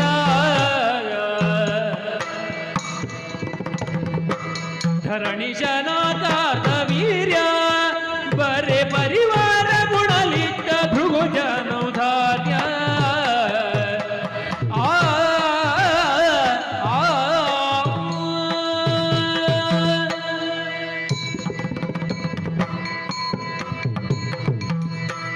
ಅನೇಕ ಪರಾಕ್ರಮಿಗಳೆಲ್ಲರೂ ಹುಟ್ಟಿಕೊಂಡದ್ದು ಭೂಲೋಕದಲ್ಲಿ.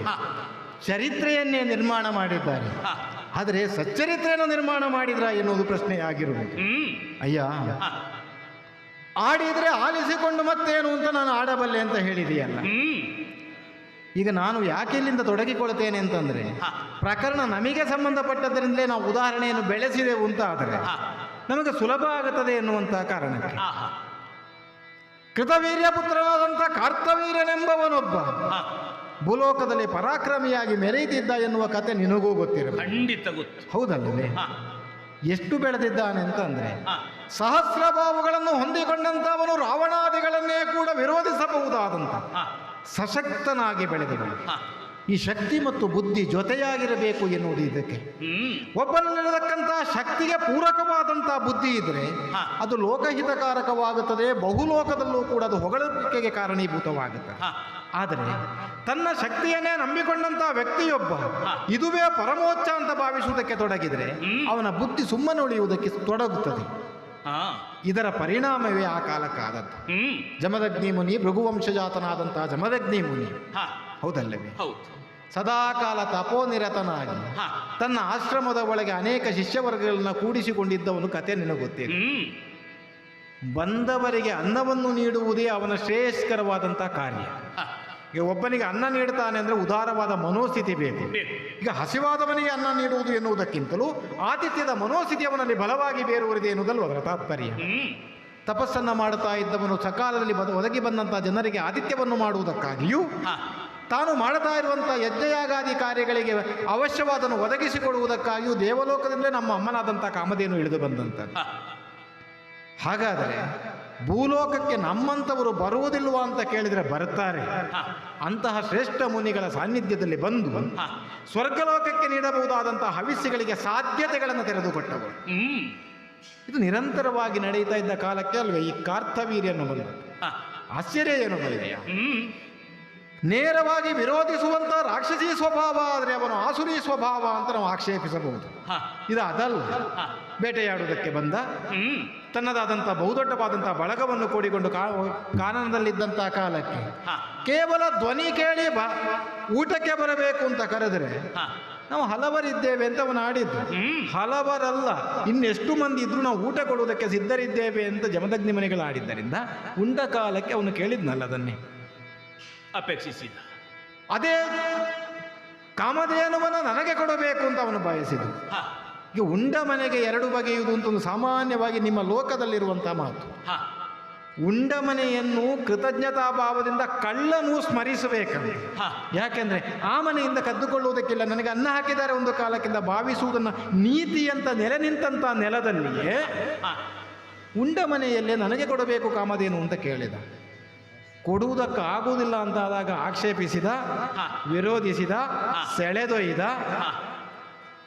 ಶಪಿಸಬಹುದಾಗಿದ್ದ ಮುನಿ ಕೋಪ ಬಿಟ್ಟದ್ರಂಥ ಕಾರಣದಿಂದ ಅನ್ಯಾನ್ಯ ರೀತಿಯಲ್ಲಿ ಅವನನ್ನು ಹಿಂಸಿಸುವುದಕ್ಕದು ಸಾಧ್ಯವಾಯಿತು. ಬಳಿಕದ ಘಟನೆ ಏನು ಅನ್ನೋದು ಪ್ರಾಮುಖ್ಯ ಅಲ್ಲ. ಪೂರ್ವದ ಘಟನೆಯನ್ನೇ ನಾವು ಅವಲೋಕಿಸಿದ್ರೆ ಬಲಿಷ್ಠತೆಯನ್ನು ಹೊಂದಿಕೊಂಡಂತಹ ಭೂಲೋಕದವರು ಬುದ್ಧಿವಂತನಲ್ವಾ ಅಂತ ಕೇಳಿದ್ರೆ ದೇವತಾಂಶ ಸಂಭೂತನು ಹೌದಾಗಿರತಕ್ಕಂಥ, ಅಂದ್ರೆ ಒಂದಷ್ಟು ಒಳ್ಳೆಯ ಅಂಶವನ್ನು ಹೊಂದಿಕೊಂಡ್ರು ಭೂಮಿಯ ನೆಲದ ಗುಣದಿಂದ ಅಂಶ ಕೆಟ್ಟೋಯ್ತು ಅಂದ್ರೆ ನಾಡುದು. ಅವನಲ್ಲಿ ಒಳ್ಳೆಯತನ ಇರಲಿಲ್ಲ ಅಂತಲ್ಲ, ಒಳ್ಳೆಯತನ ಹಾಳಾಗುವುದಕ್ಕೆ ಭೂಮಿಯ ಸ್ವಭಾವ, ನಾನು ಅದಕ್ಕೆ ಕರ್ಮಾನುಸಾರಿಣಿ ಅಂತ ಆಗ ಆಡಿದ್ದು. ಬುದ್ಧಿ ಕೆಟ್ಟೋಯ್ತು ಅಂತ ಈ ರೀತಿಯಲ್ಲಿ ತನ್ನದಾದಂತಹ ಬುದ್ಧಿಯನ್ನೇ ಕಳಕೊಂಡು ಬುದ್ಧಿಶೂನ್ಯನಾಗಿ ವ್ಯವಹರಿಸಿದಂತಹ ಕಾರ್ತವೀರ್ಯನ ಒಂದು ಪ್ರಕರಣ ಸಾಕಾಗುತ್ತದೆ ಭೂಮಿಗೆ ಬರುವುದಿಲ್ಲ ಅಂತ ಆಡೋದಕ್ಕೆ. ಅಮ್ಮ, ಕಾರ್ತಿವೀರ್ಯನ ಪ್ರಕರಣವನ್ನು ಹೇಳಿದ್ದೀರಿ, ಸ್ಪಷ್ಟ ಆಯಿತು. ಏನು ಅಲ್ಲ, ಕಾರ್ತಿವೀರ್ಯ ಕೆಟ್ಟವನೇ, ಮಾಡಬಾರದನ್ನೇ ಮಾಡಿದ. ಜಮದಗ್ನಿ ಆಶ್ರಮದಿಂದ ಕಾಮಧೇನು ಎಳಕೊಂಡು ಹೋದ. ಪರಿಣಾಮದಲ್ಲಿ ಕತೆ ಬಹಳ ಮುಂದುವರಿಯುತ್ತದೆ. ಜಮದಗ್ನಿಯ ಮಗನಾದಂತ ಭಾರ್ಗವರಾಮ ಆ ಕಾರ್ತಿವೀರ್ಯನು ತರೆಯುತ್ತಾನೆ. ಅರ್ಥಾತ್ ಅಲ್ಲಿಗೆ ಅಧರ್ಮ ನಾಶ ಆಗುತ್ತದೆ. ಆದ್ರೆ ಅಮ್ಮ, ಈ ಕೆಟ್ಟದ್ದು ಅಧರ್ಮ ಭೂಮಿಯಲ್ಲಿ ಮಾತ್ರ ಅಲ್ಲಮ್ಮ, ಮತ್ತೆ ಸ್ವರ್ಗದಲ್ಲೂ ಉಂಟು. ಯಾಕೆ ಹೇಗೆ ಹೇಳಬಲ್ಲೆ? ಹೇಳ್ಬೇಕಮ್ಮ. ಏನನ್ನು? ಗುರು ಕಯ ಗುರುವಾಗಯ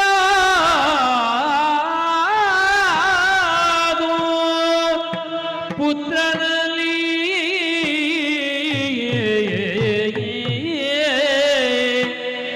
ಗುರುವ ಕಯಾದು ಪುತ್ರನಲ್ಲಿ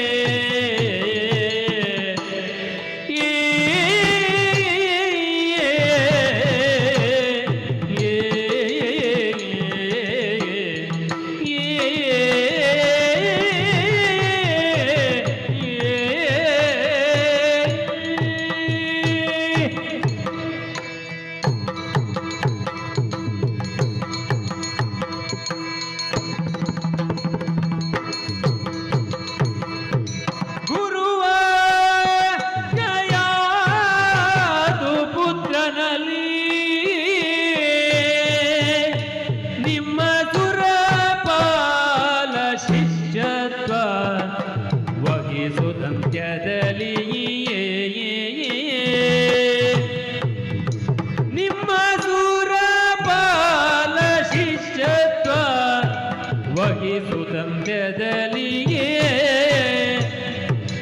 ಗುರುವ ಕಯಾದು ಪುತ್ರನಲ್ಲಿ ನಿಮ್ಮ ಸುರಬಲ ಶಿಷ್ಯತ್ವ ವಹಿಸುತ್ತಂತ್ಯದಲ್ಲೇ ಪರಮ ಪೂಜನ ಶೀಲಕ ಶ್ರೀದು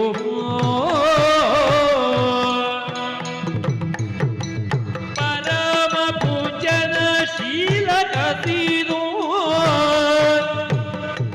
ಜೀವವಿರುವಂತೆ ಕೊಂದ ಪಾಪಗಳೇನು ಕಿರಿದೋ ಜೀವವಿರುವಂತ ಕೊಂದ ಪಾಪಗಳೇನು ಕಿರಿದೋ ಗುರುವ ಕಯಾದು ಪುತ್ರನಲ್ಲಿಯೇ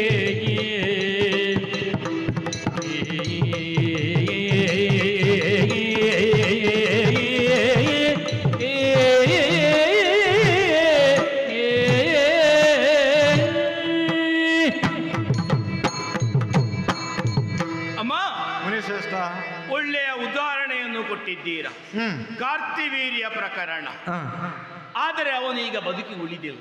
ಇಲ್ಲ, ಅವನಿಗೆ ತಕ್ಕ ಶಾಸ್ತಿ ಪರಶುರಾಮನಿಂದಲೇ ಆಗಿದೆ. ದುಷ್ಟರು ಹುಟ್ಟಿಕೊಳ್ಳುತ್ತಾರೆ, ನಾಶವಾಗುತ್ತಾರೆ. ಆದರೆ ಅಮ್ಮ, ಏನು ಮತ್ತೊಬ್ಬ ಈ ದುರುಳರೆಲ್ಲ ಶಿಷ್ಟರೂ ಪ್ರಪಂಚದಲ್ಲಿದ್ದರು. ಹಿರಣ್ಯಕಶಿಪು ಕಯಾದುವಿಗೆ ಮಗನಾಗಿ ಪ್ರಹ್ಲಾದ ಹುಟ್ಟಿಕೊಂಡ. ಕಥೆ ಕೇಳಿದ್ದೇವೆ ನಾವು ಅಲ್ವಾ? ಪ್ರಹ್ಲಾದ ನಿಷ್ಠಾವಂತ, ಹರಿಭಕ್ತ. ಗುರುಮಠಕ್ಕೆ ಹೋದರೆ ಹರಿ ಅಲ್ಲದೆ ಬೇರೆ ನಾಮ ಅವನ ಬಾಯಲ್ಲಿ ಇಲ್ಲ. ಕೊನೆಯಲ್ಲಿ ಹರಿ ನಾರಸಿಂಹನಾಗಿ ಅವನ ಹನನವೂ ಆಯಿತು. ಆ ಬಳಿಕ ಪ್ರಹ್ಲಾದನ ಆಡಳಿತ ಅಲ್ಲಿ ಧರ್ಮವೇ ನೆಲೆಗೊಂಡಿತ್ತು, ಶಿಷ್ಟಾಚಾರವೇ ನೆಲೆಗೊಂಡಿತ್ತು. ಅಧರ್ಮಕ್ಕೆ ಅವಕಾಶವೇ ಇರಲಿಲ್ಲ. ಅಮ್ಮ, ಅಂತ ಶಿಷ್ಟಾಚಾರದ ಆಡಳಿತವನ್ನು ನೋಡಿ ಮತ್ಸರಗೊಂಡದ್ದು ಭೂಮಿಯಲ್ಲಿದ್ದವರಲ್ಲ ಅಮ್ಮ, ಸ್ವರ್ಗದಲ್ಲಿದ್ದವ. ಏನು ಮಾಡಿದ್ರು? ನಿಮ್ಮ ಒಡೆಯ ಏನು ಮಾಡಿದ್ರು? ದೇವೇಂದ್ರ.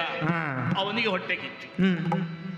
ಭೂಮಿಯಲ್ಲಿ ಹೀಗೂ ಆಯ್ತಲ್ಲ, ಇಂಥ ಶಿಷ್ಟರು ಬದುಕಿದರೆ ಸ್ವರ್ಗಕ್ಕಿಂತ ಮಿಗಿಲಾಗಿ ಅದು ರಾರಾಜಿಸ್ತಾ ಉಂಟು ಎಂಬ ಉದ್ದೇಶದಿಂದ ದೇವೇಂದ್ರ ಏನು ಮಾಡಿದ? ಆ ಪ್ರಹ್ಲಾದಲ್ಲಿ ಶಿಷ್ಯತ್ವ ವಹಿಸುವುದಕ್ಕೆ ಹೋದ. ಈಗ ಶಿಷ್ಯತ್ವ ವಿದ್ಯೆ ಉಳ್ಳವರಲ್ಲಿ ಯಾರೂ ವಹಿಸಬಹುದು ಅಲ್ವಾ? ವಿದ್ಯೆ ಕಲಿತ ಬಳಿಕ ಅವರಿಗೆ ಗುರುದಕ್ಷಿಣೆಯನ್ನು ಕೊಟ್ಟು ಮತ್ತೆ ಮರಳಿ ಬರಬೇಕಾದ್ದು ಕ್ರಮ. ಆದರೆ ದೇವೇಂದ್ರ ಏನು ಮಾಡಿದ? ಬ್ರಾಹ್ಮಣ ವೇಷವನ್ನು ಬದಲಾಯಿಸಿ ಆತನಲ್ಲಿ ಶಿಷ್ಯತ್ವವನ್ನು ಸ್ವೀಕರಿಸಿ ಅವನಿಗೆ ಗುರುದಕ್ಷಿಣೆ ಕೊಡುವುದು ಬಿಟ್ಟು ಅವನ ಶೀಲವನ್ನೇ ಕಸಿದಂತ ಅಧಮ.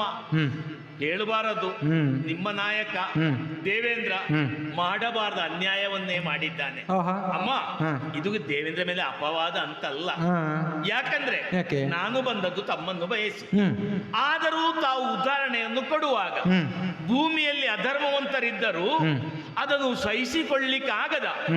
ಆಗದಂತ ದೇವಲೋಕದಲ್ಲೂ ಇದ್ದಾರೆ. ಆದ್ದರಿಂದ ಭೂಮಿಯನ್ನು ಮತ್ತು ಸ್ವರ್ಗವನ್ನು ಹೋಲಿಕೆ ಮಾಡಿದ್ರೆ ಅಲ್ಲೂ ಉಂಟು ಇಲ್ಲೂ ಉಂಟು. ಆದ್ದರಿಂದ ಅಮ್ಮ, ಹೆಚ್ಚು ವಾದ ಬೇಡಮ್ಮ, ಪಾದ ಬೆಳೆಸಿ ಭೂಮಿಗೆ ಹೋಗುವ, ಮುನಿವರ ಗದಿ ಮಾಡುವ. ನೀನು ಆಡುವುದು ಬನ್ನಿ ಅಮ್ಮ, ಆಡುವುದು ಚಂದ ಇದೆ.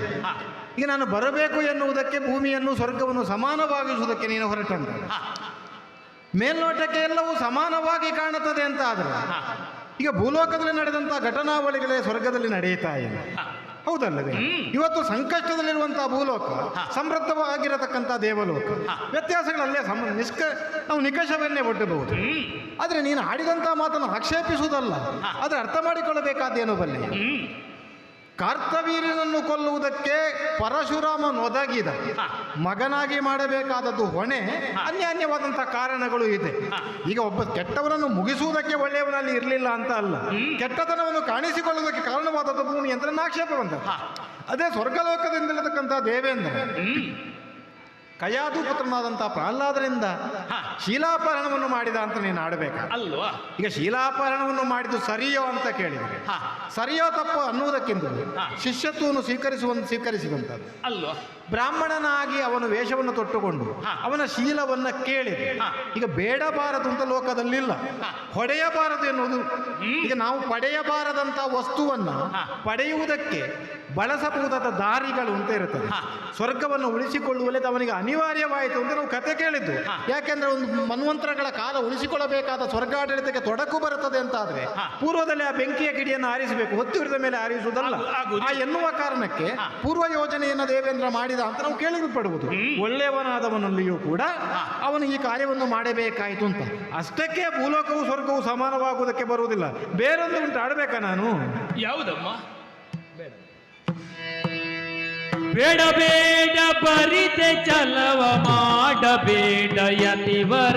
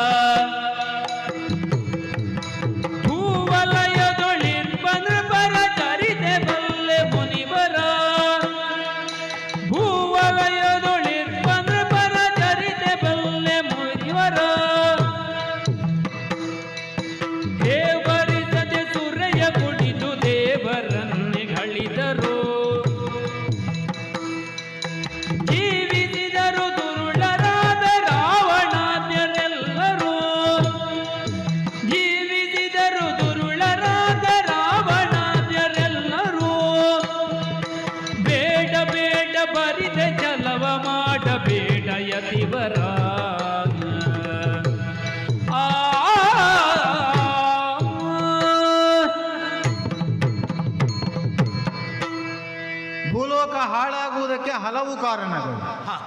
ಆದ್ರಿಂದ ನಾನು ಅಲ್ಲಿಂದ ತೊಡಗಿದ್ದೆ. ಮುನಿಪೋತ್ತಮರೇ, ಅಮ್ಮ, ಮದ್ಯವು, ಮಾನಿನಿಯು, ಹೊನ್ನು ಇವುಗಳನ್ನು ಭೋಗ ವಸ್ತುಗಳಾಗಿ ಯಾರು ಭಾವಿಸುವುದಕ್ಕೆ ತೊಡಗುತ್ತಾರೆ ಅವರೆಲ್ಲ ಕೆಟ್ಟದನ್ನು ಮಾಡ್ತಾರೆ ಎನ್ನುವುದೇ ತಾತ್ಪರ್ಯ. ಈಗ ಭೂಲೋಕದಲ್ಲಿ ಅದನ್ನೇ ಮಾಡಿದ್ದರ ಪರಿಣಾಮವನ್ನು ನಾವು ಗಮನಿಸಬಹುದು. ನಾನು ಆಡಿದಂಥ ಉದಾಹರಣೆಗಳು ಸಾಕಾಗುವುದಿಲ್ಲ ಅಂತಾದ್ರೆ ಮತ್ತೆ ನಾನು ಆಡುವುದು. ಯಾವುದಮ್ಮ? ನೀನು ಭೂಲೋಕದಲ್ಲಿ ಗಮನಿಸಿದೆ ಅಂತ ಆದರೆ ಉಣ್ಣುವುದಕ್ಕೆ ಅನ್ನವಿಲ್ಲದವನು ಕೂಡ ಕುಡಿಯುವುದಕ್ಕೆ ಮದ್ಯ ಉಂಟಾ ಅಂತ ಹುಡುಕುವ ಜನ ಅಲ್ವ ಅಲ್ಲಿರುವುದು. ಈಗ ಮದ್ಯಪಾನಿಗಳಾದವರೆಲ್ಲರೂ ಕೂಡ ಇಂದು ಒಂದು ಮಧ್ಯಾಹ್ನದ ಊಟ ಇಲ್ಲದೆ ಇದ್ರೂ ಬದುಕುತ್ತಾರೆ, ಸಾಯಂಕಾಲದ ಮದ್ಯ ಇಲ್ಲದೆ ಇದ್ರೆ ಬದುಕಲಿಕ್ಕೆ ಆಗುವುದಿಲ್ಲ ಅಂತ ಯೋಚನೆ ಮಾಡುವ ಜನಾಂಗವನ್ನು ನಾವಲ್ಲಿ ಗುರುತಿಸಿದ್ದು. ಪರಿಣಾಮ ಏನು ಅಂತ ಆಲೋಚನೆ ಮಾಡಿ ತನ್ನದಾದಂತಹ ಬುದ್ಧಿವಂತಿಕೆಯನ್ನೇ ಕಳೆದುಕೊಳ್ಳಬಹುದಾದಂತಹ ಸ್ಥಿತಿ ಮಾತ್ರವಲ್ಲ, ದೌರ್ಷ್ಟ್ಯವೇ ಅವನಲ್ಲಿ ತುಂಬಿಕೊಳ್ಳುವುದಕ್ಕೆ ಕಾರಣೀಭೂತವಾಗುವುದು ಮದ್ಯ. ಸುರಾಪಾನಿಗಳಾಗಿ ಕೆಟ್ಟ ದಾರಿಯನ್ನೇ ತುಳಿತಾ ಇದ್ದಂತ ಜನರು. ಅದಕ್ಕೂ ಒಂದು ಉದಾಹರಣೆ. ಯಾವುದಮ್ಮ? ಈಗ ಸುರಾಪಾನವನ್ನೇ ಮಾಡಿದ್ದಾನೆ ಅಂತಲ್ಲ, ಸುರಾಪಾನವನ್ನೂ ಮಾಡಿ ಒಬ್ಬ ರಾವಣ ಇದ್ದ. ಈಗ ಮಾಡಲ್ಪಟ್ಟಂಥದ್ದು ಅವನ ಸುರಾಪಾನದಿಂದಲೇ ಮಾಡಿದಲ್ಲ, ಅದಕ್ಕೆ ನಾನು ಆಡಿದ್ದೆ. ಅಂತ ಜನರ ಮಧ್ಯದಲ್ಲಿ ಕೆಟ್ಟದನ್ನೇ ಮಾಡ್ತಾ ಇದ್ದಂತ ರಾವಣ ಏನು ಮಾಡಿದ ಅಂತ ಕೇಳಿದರೆ ಕಂಡಲ್ಲಿ ಹೆಣ್ಣು ಮಕ್ಕಳನ್ನು ತನ್ನ ಅರಮನೆಗೆ ತನ್ನ ಅಂತಃಪುರಕ್ಕೆ ಕರೆತರುವುದು. ಹುಟ್ಟಿಕೊಂಡಂತ ಮಕ್ಕಳೆಲ್ಲರೂ ಕೂಡ ಅವನದು ಮಕ್ಕಳು ಅಂತ ಕರೆಯಲ್ಪಟ್ಟರು ಕೂಡ ಬಲಾತ್ಕಾರದಲ್ಲೇ ತನ್ನ ಅಂತಃಪುರಕ್ಕೆ ಸೇರಿಸಿಕೊಂಡಂತ ಮಡದಿಯರ ಸಂಖ್ಯೆಯೇ ಬಲಿಷ್ಠವಾಗಿದ್ದು ಬಹುವಾಗಿರುವುದು ಅಲ್ಲವೇ? ಅವುಗಳ ಮಧ್ಯದಲ್ಲಿ ಶ್ರೀರಾಮಚಂದ್ರನ ಮಡದಿ ಸೀತೆ, ಭೂಜಾತೆ ಲಕ್ಷ್ಮೀದೇವಿ ಅಂತಲೂ ನಾವು ಪೂಜಿಸಿದ್ವಿ. ಅಂಥವರನ್ನು ಕೂಡ ಅರಿಯುವ ಪ್ರಮೇಯಕ್ಕೆ ಹೋಗದೆ ಎಳೆದು ತಂದು ತನ್ನ ಅಂತಃಪುರದಲ್ಲಿ ಹಿಡಿಕೊಳ್ಳುವಂಥ ಪ್ರಯತ್ನ ಅವನಿಗೆ ಆಗಲಿಲ್ಲ ಎನ್ನುವುದು ಬೇಕು. ಅಂತ ಕೆಟ್ಟತನವನ್ನೇ ಮಾಡಿದಂಥ ವ್ಯಕ್ತಿತ್ವ ಅವನಲ್ಲಿರುವುದು. ಹಾಗಾದ್ರೆ ಕೆಟ್ಟತನವನ್ನು ಮಾಡಿದಂಥ ವ್ಯಕ್ತಿಗಳು ಎಷ್ಟು ಬೇಕೆಂದ್ರೆ ಒಬ್ಬ ರಾವಣ ಉದಾಹರಣೆ ಸಾಕಾಗ್ತದೆ ಅಂತ. ಕಾರ್ತವೀರ್ಯದಿಂದ ಬಂದ್ರೆ, ಕೃತದಿಂದ ಅಲ್ಲಿ ಬಂದ್ರೆ, ತ್ರೇತಕ್ಕೆ ಬಂದಾಗ ಇಲ್ಲಿ ಬಂದು ನಿಲ್ಕೊಳ್ತದೆ. ಒಂದೊಂದು ಯುಗಕ್ಕೆ ಒಬ್ಬ ಸಾಕಾಗುವುದು ಯಾಕೆ ಬಲ್ಲೆಯ? ಅನೇಕರಿದ್ದಾರೆ, ಆದ್ರೆ ಅನೇಕರನ್ನು ಆಡುವ ಮಧ್ಯದಲ್ಲಿ ಅತ್ಯಂತ ತುತ್ತ ತುದಿಯಲ್ಲಿ ಈ ಒಂದೊಂದು ವ್ಯಕ್ತಿಗಳೇ ಸಾಕಾಗುತ್ತೆ. ಕೆಟ್ಟದೇ ಮಾಡಿದ್ದು ಸುರಾಪಾನಿಗಳು, ದುಶ್ಚಟಕ್ಕೆ ಬಲಿಯಾದವರು, ಕೆಟ್ಟತನವನ್ನ ಮಾಡುವವರು, ಮಾನಿನಿಯನ್ನ ಕೆಡಿಸಬಹುದಾದಂತ ವ್ಯಕ್ತಿಯಲ್ಲಿರುವಂತಹ ಭೂಲೋಕಕ್ಕೆ ನಾ ಬರುವುದಿಲ್ಲ. ಆಡುವುದೇ ಬೇಡ ನೀನು. ಅಮ್ಮ, ಸುರಪಾನ ಮಾಡಿದರ ಪರಿಣಾಮವಾಗಿ ಅವರು ಮಾಡಬಾರದು ಮಾಡುತ್ತಾರೆ. ರಾವಣ ಕೆಟ್ಟದ್ದು ಮಾಡಿದ ಅಂತ. ಈಗ ಸೀತೆಯನ್ನು ಸ್ವೀಕರಿಸಲಿಕ್ಕೆ ಅವನಿಂದ ಆಗಲಿಲ್ಲ. ಆದರೆ ಅದೇ ರಾವಣ ಇವಾಗ ಇದ್ದಾನೆ ಇಲ್ಲ, ಸತ್ತೇ ಹೋಗಿದ್ದಾನೆ. ಭೂಮಿಯ ನಿಯಮ ಅಲ್ವಾ? ರಾಮನಿಂದಲೇ ಹತನಾಗಿದ್ದಾನೆ. ಅಮ್ಮ, ತಾವು ಆರಂಭಿಸಿದ್ದು ಅಂತದ್ದು ಮದ್ಯ ಕುಡಿಯುವುದಲ್ಲ ಅಲ್ವೇ? ಅಲ್ಲ, ಕುಡಿಯುವುದಿಲ್ಲ ಅಂತಲ್ಲ. ಪ್ರಪಂಚದಲ್ಲಿ ಎಲ್ಲರೂ ಕುಡಿಯುವವರಲ್ಲ, ಕೆಲವರಿದ್ದಾರೆ. ಆ ಕೆಲವರು ಸಾಕಾಗುತ್ತದೆ ಹೇಳುದು ನಾನು. ಅಮ್ಮ, ಈ ಮದ್ಯ ಭೂಮಿಯಲ್ಲಿ ಮಾತ್ರ, ಸ್ವರ್ಗದಲ್ಲಿ ಸಿಗುವುದಿಲ್ಲ. ಅಪೂರ್ವವಾದದ್ದು ಸ್ವರ್ಗದಲ್ಲೂ ಇದೆ, ಉಂಟಲ್ವ? ಅಮ್ಮ, ದೇವೇಂದ್ರನ ಕಥೆ ಹೇಳಬೇಕಾ? ಏನನ್ನು? ಹಿಂದೆ ಇಂದ್ರ,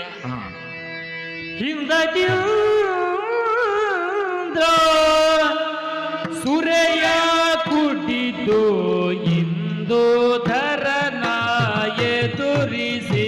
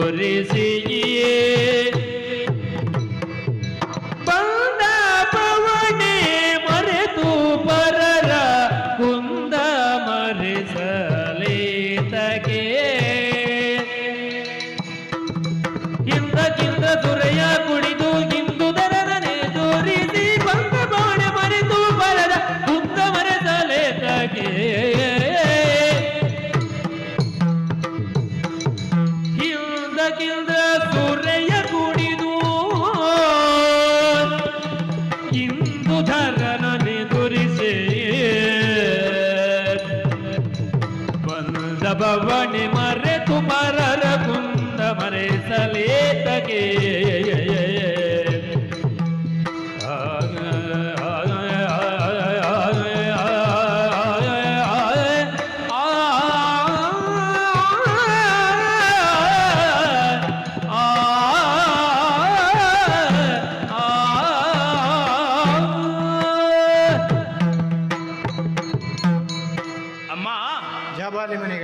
ಮದ್ಯಪಾನ ತಾವು ಆರಂಭಿಸಿದ್ದು ಭೂಮಿಯಲ್ಲಿ ಹೆಚ್ಚಿನವರು ಕುಡಿತಾರೆ, ಇಲ್ಲ ಅಂತಲ್ಲ. ಆದರೆ ಅದರಲ್ಲಿ ಬೇರೆ ಬೇರೆ ವಿಧ ಅಂತ.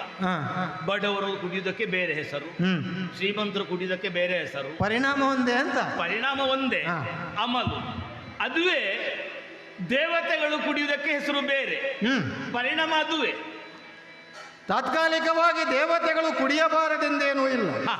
ವಿಶೇಷವಾದಂತಹ ಮದ್ಯವನ್ನ ಸಾಂದರ್ಭಿಕವಾಗಿ ಕುಡಿಯುವುದುಂಟು ಅಲ್ವಾ? ಬೇಕಾದ್ರೆ ಒಂದು ಉದಾಹರಣೆ ಕೊಡ್ತೇನೆ ಅಮ್ಮ. ಏನನ್ನು? ಅಮ್ಮ, ದೇವೇಂದ್ರ ದೇವತೆಗಳೆಲ್ಲ ತ್ರಿಮೂರ್ತಿಗಳ ಭಕ್ತರು. ತ್ರಿಮೂರ್ತಿಗಳ ಅನುಗ್ರಹದಿಂದ ಅವರಿಗೆ ಸ್ವರ್ಗ ಲಭಿಸಿತ್ತು. ಹೌದು. ಒಮ್ಮೆ ದೇವೇಂದ್ರ ಭಾವಿಸಿದಂತೆ ಕೈಲಾಸಕ್ಕೆ ಹೋಗಬೇಕು, ಶಿವನನ್ನು ಪೂಜಿಸಬೇಕು, ಆತನಿಂದ ಬೇಕಾದ ಅನುಗ್ರಹವನ್ನು ಪಡೆಯಬೇಕು ಅಂತ. ಅದಕ್ಕೆ ಬೇಕಾಗಿ ತನ್ನವರೊಂದಿಗೆ ಕೈಲಾಸಕ್ಕೆ ಹೊರಟ. ಶಿವನನ್ನು ಕಾಣುವುದಕ್ಕೆ ದೇವೇಂದ್ರ ಬಹಳ ದೂರ ಉಂಟು. ಹೋಗುವಾಗ ದಾರಿ ಮಧ್ಯೆಯಲ್ಲಿ ಇವನಿಗೆ ಆಯಾಸ ಆಯಿತು. ಆಯಾಸ ಆದಾಗ ಏನಾದರೂ ಕುಡಿಬೇಕು. ಹೌದು, ದೇವೇಂದ್ರ ಕುಡಿದದ್ದು ಅಮ್ಮ ನೀವು ಆವಾಗ ಹೇಳಿದ್ದದ್ದು ಮದ್ಯ. ಮದ್ಯ ಸುರಪಾನ ಅಂತ. ಕುಡಿದ ಮೇಲೆ ತಾವು ಹೇಳಿದ್ದೀರಿ ಪರಿಣಾಮ ಒಂದೇ ಅಂತ. ಆ ಪರಿಣಾಮ ಅವನ ತಲೆಯಲ್ಲಿ ಆಗುವುದಕ್ಕೆ ಆರಂಭಿಸಿತ್ತು.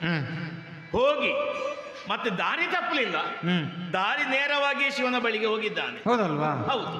ಹೋದ ಮೇಲೆ ಶಿವನನ್ನು ನೋಡಿ ಅವನನ್ನು ಪೂಜಿಸುವುದು ಬಿಟ್ಟು ಶಿವನನ್ನು ನೋಡುವಾಗ ಆ ಕುಡಿದರ ಪರಿಣಾಮವಾಗಿ ಇವನ ತಲೆಯಲ್ಲಿ ಗಿರ್ರನೆ ಆರಂಭವಾಯಿತು ದೇವೇಂದ್ರನಿಗೆ.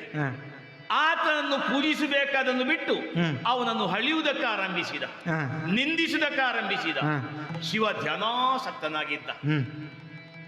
ಕೆಲವೊಮ್ಮೆ ಉಂಟು ಕುಡಿದವರಿಗೆ ಇನ್ನೊಬ್ಬರನ್ನು ಮಾತಾಡಿಸುವುದು.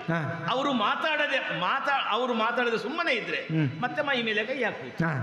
ತದ್ರೀತಿಯಲ್ಲಿ ಶಿವ ಸುಮ್ಮನೆ ಇದ್ದಾಗ ದೇವೇಂದ್ರ ತನ್ನ ವಜ್ರಾಯುಧದಿಂದ ಶಿವನ ಹಣೆಗೆ ಬಡಿದ.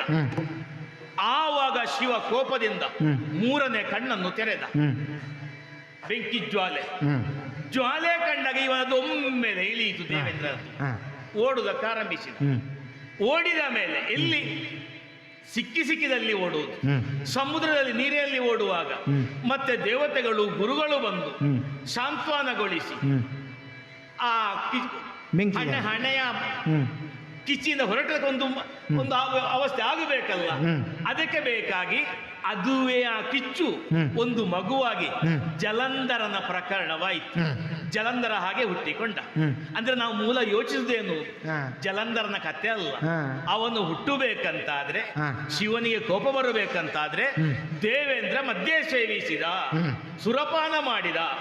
ಆದ್ದರಿಂದ ಈ ಸುರಪಾನ ಎಂಬುದು ಭೂಮಿಯಲ್ಲಿ ಮಾತ್ರ ಅಲ್ಲ, ದೇವಲೋಕದಲ್ಲುಂಟು. ಆದ್ದರಿಂದ ಭೂಮಿಯನ್ನು ಸಣ್ಣದು ಮಾಡಬೇಡಿ, ಬನ್ನಿ ಹೋಗುವ. ಈಗ ಅದಕ್ಕೆ ಇದು ಸರಿ ಅಂತ ಆಡುವುದ ಒಂದು ಮಾತು ಆಲೋಚನೆ ಮಾಡಬೇಕು. ಏನಮ್ಮ? ಈಗ ದೇವಲೋಕದಲ್ಲಿದ್ದಂತಹ ದೇವೇಂದ್ರ ಸುರಾಪಾನವನ್ನು ಮಾಡಿ ಏನಾದರೂ ಕೆಟ್ಟದ್ದು ಮಾಡಿದ್ರ ಅಂತ ಕೇಳಿದ ಅಂತ ಪ್ರಕರಣಗಳಾಗ ದೇವರನ್ನೇ ಕಾಣುವುದಕ್ಕೆ ಸಾಗುವಂತಹ ಮಧ್ಯದಲ್ಲಿ ಹಸಿವು ಬಾಯಾರಿಕೆಗಳಿಲ್ಲದೆ ಇರತಕ್ಕಂಥ ದೇವೇಂದ್ರನಿಗೆ ಬಾಯಾರಿಕೆಯಾದ. ಯಾಕೆಂದ್ರೆ ಅದು ಲೋಕದ ಗುಣ.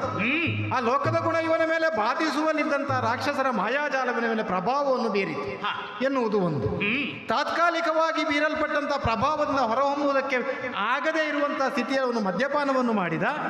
ಮದ್ಯದ ಸ್ವಭಾವ ಈಗ ಸ್ವರ್ಗದಲ್ಲೂ ಇದೆ, ವರ್ಣೀಯ ಮುಂತಾದಂತಹ ವಿಶೇಷವಾದಂತಹ ಮದ್ಯಗಳು.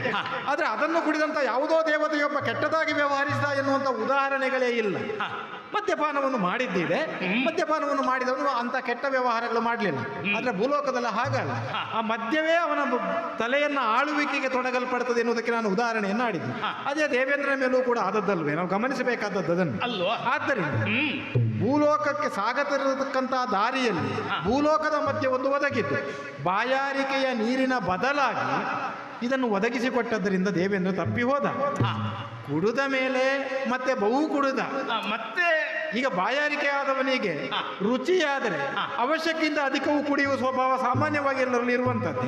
ಆದ್ದರಿಂದ ಬಾಯಾರಿಕೆ ಆಗಬಾರದ ದೇವೇಂದ್ರನಿಗೆ ಆಯಿತು ಅಂದ ಬಳಿಕ ಅದು ಭೂಮಿಯ ವ್ಯವಹಾರಕ್ಕೆ ಅನುಗುಣವಾಗಿ ಮುಂದುವರಿಯಲ್ಪಟ್ಟಿತು. ಆದ್ದರಿಂದ ದೇವೇಂದ್ರ ಕುಡಿದ. ಅದು ಬಿಡು, ಅಲ್ಲಿರ್ತಕ್ಕಂತಹ ಜಲಂಧರನ ಜನನವಾಗಬೇಕಿತ್ತು ಎನ್ನುವುದೇ ಅಲ್ಲಿ ಪ್ರಖರವಾಗಿರತಕ್ಕಂತಹ ವಿಚಾರ. ಅದು ಲೋಕ ಸಂಕಲ್ಪ ಮಾತ್ರವಲ್ಲ, ದೇವತೆಗಳ ಸಂಕಲ್ಪವಾದುದರಿಂದ ಅಂಥದ್ದೊಂದು ನಡೆಯಿತು. ಅದು ಅಲ್ಲ ಅಂತ ಆದ್ರೆ ಹಣೆಗಣ್ಣು ಯಾಕೆ ಭಸ್ಮವೇ ಆಗಬೇಕಾದದ್ದಲ್ಲ, ಕೇವಲ ಓಡಿಸ್ಲಿಕ್ಕಿಲ್ವಲ್ಲ. ಈಗ ಶಿವನ ಹಣೆಗಣ್ಣು ದೇವೇಂದ್ರನು ಓಡಿಸಿತು ಅಂದ್ರೆ ಹಣೆಗಣ್ಣಿನ ವೇಗ ಹೆಚ್ಚ, ದೇವೇಂದ್ರನ ಓಡುವಿಕೆ ಹೆಚ್ಚ ಎನ್ನುವುದನ್ನು ಪ್ರಶ್ನೆಯಾಗುತ್ತದೆ. ದೇವೇಂದ್ರನಿಗೆ ಓಡುವುದಕ್ಕೆ ಸಾಧ್ಯವಾಗುವಷ್ಟೇ ಹಣೆಗಣ್ಣವನನ್ನು ಬೆಂಬಲಿಸಿತು. ಅವನನ್ನು ಓಡುತ್ತಾ ಇತ್ತು. ಸಮುದ್ರದಲ್ಲಿ ಮುಳುಗಿ ಹೋಯಿತು, ಹುಟ್ಟಿಕೊಂಡದೊಂದು ಮಗುವಾಯಿತು. ಮಗುವಿನ ಪ್ರಕರಣ ದೀರ್ಘವಾಗಿ ಬೆಳೆಯಿತು. ಕತೆ ದೊಡ್ಡದೇ ಇದೆ, ಇರ್ಲಿ ಅದಲ್ಲ.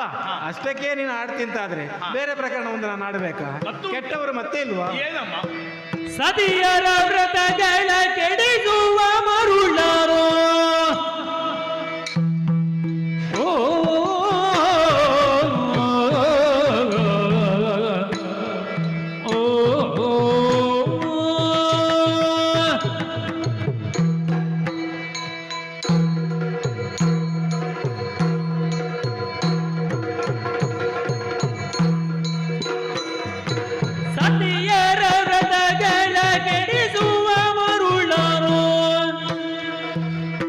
ಸ್ಥಿತಿಯೊಳಧಿಪರು ನಿರಂತರ ಮತಿಗೀನರು ಜಗಬುಖ್ಯರ ಸಂಗರಿಗರಿತಿಗೆ ಮೌನೀಶ್ವರ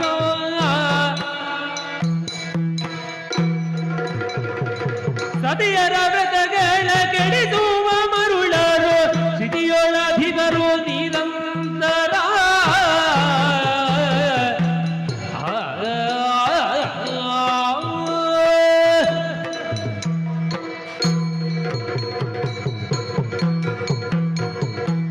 ಮುನಿಪೋತ್ತಮ, ನಾನು ಆಗಲೇ ಆಡಿದನಲ್ಲ, ಹೆಣ್ಣಿಗಾಗಿ ಹೊನ್ನಿಗಾಗಿ ಮದ್ಯಗಳಿಗಾಗಿ ತನ್ನದಾದಂತಹ ಸ್ವಭಾವವನ್ನು ಕೆಟ್ಟದಾಗಿ ಮಾಡಿಕೊಳ್ಳತಕ್ಕಂಥ ಜನಗಳೇ ಭೂಲೋಕದಲ್ಲಿ ಇದ್ದದ್ದು ಅಂತ. ಸಂಪತ್ತನ್ನು ಕಂಡಂತಹ ಕಾರಣಕ್ಕಾಗಿ ನಮ್ಮ ಅಮ್ಮನಾದಂತಹ ಕಾಮಧೇನುವನ್ನು ಆ ಕಾಲಕ್ಕೆ ಬಯಸಿದ್ದು ಕರ್ತವ್ಯ. ಮದ್ಯಪಾನದಿಂದಾಗಿಯೇ ಕೆಟ್ಟದನ್ನು ಮಾಡುತ್ತಾ ಹೆಣ್ಣಿಗಾಗಿ ಮನಸೋತ್ತಮನು ರಾವಣ. ಅಷ್ಟಕ್ಕೆ ಮುಗಿದು ಹೋಗುವುದಿಲ್ಲ ಅಂತ ನಾನು ಆಡಿ. ಅಂದ್ರೆ ಈಗ ಭೂಮಿಯನ್ನ ದೇವಿ ಅಂತಲೂ ತಾಯಿ ಅಂತಲೂ ಪೂಜಿಸಬಹುದಾದಂತಹ ಭಾರತ ಭೂಮಿ ಅಂತ ನೀವು ಕರೆಯಲ್ಪಡುವುದು. ಕಲಿಯುಗದಲ್ಲಿ ಅತ್ಯಂತ ಪ್ರಾಶಸ್ತ್ಯವನ್ನು ಕೊಟ್ಟದ್ದು ನೀವು ಭೂಮಿಯ ಮೇಲೆ. ಅದನ್ನು ತಾಯಿನೇಲ ಅಂತ ಭಾವಿಸುವಲ್ಲಿ ಅದನ್ನು ಹೆಣ್ಣಾಗಿ ಗುರುತಿಸಲ್ಪಡಬಹುದಾದಂತಹ ಶ್ರೇಷ್ಠತೆಯನ್ನು ನೀವು ಅದಕ್ಕೆ ಗುರುತಿಸಲ್ಪಟ್ಟವರು. ಅಂತ ಭಾವವೇ ಇರತಕ್ಕಲ್ಲಿ ನೀವು ಹೆಣ್ಣಿಗೆ ಎಷ್ಟು ಮಾನ್ಯತೆಯನ್ನು ಕೊಟ್ರಿ ಎನ್ನುವುದು ಕೂಡ ಒಂದು ಪ್ರಶ್ನೆಯಾಗಿ ಉಳಿಯಲ್ಪಡುತ್ತದೆ. ಅದಕ್ಕೆ ನಾನು ಆಗ ಆಡಿದ್ದೆ, ಈಗ ಸೀತಾಮಾತೆ ಅಂತವಳು ಭೂಜಾತೆಯಾದಂಥವಳನ್ನೇ ಅಪಹರಿಸಬೇಕು ಅಂತ ರಾವಣ ಮನ ಮಾಡಿದ. ಹುಟ್ಟಿಕೊಂಡದ್ದು ಭೂಮಿಯ ಒಳಗಿನಿಂದ ಎನ್ನುವಲ್ಲೇ ಶ್ರೇಷ್ಠತೆ ಏನು ಅನ್ನೋದನ್ನು ಗುರುತಿಸುವ ಬುದ್ಧಿ ಇಲ್ಲದೆ ಹೋದದ್ದು ಅಂದ್ರೆ ನಾನು ಆಗ ಆಡಿದರೆ, ಶ್ರೇಷ್ಠಳಾದವರನ್ನು ಮತ್ತೆ ಹುಡುಕಲಿಕ್ಕೆ ಮಾಡಿದ್ದು ಇಲ್ಲಿ ಅದುವೇ ಅಲ್ಲ. ಅಗ್ನಿ ಸಂಭವಳೆಯಾದಂತಹ ದ್ರೌಪದಿ ನೀವು ಕೇಳಿರ್ಬೋದು. ಯಾಕೆ ನಾನು ಆಡುತ್ತೇನೆ ಅಂದ್ರೆ ಭೂಮಿಯ ಒಳಗಿರತಕ್ಕಂಥ ಹೆಣ್ಣು ಮಕ್ಕಳಿಗೆಲ್ಲ ಅನ್ಯಾಯ ಆದದ್ದ ಚರಿತ್ರೆ ನಾನು ಇನ್ನೆಲ್ಲ ಆಡ್ಲಿಕ್ಕೆ ತೊಡಗಿದರೆ ಇನ್ನು ಭೂಲೋಕದಲ್ಲಿದ್ದವರು ಶ್ವಾನ ಮಾಂಸವು ಇನ್ನು ತಿನ್ನದೆ ಉಳಿಯಲ್ಪಡ್ತಾರೆ.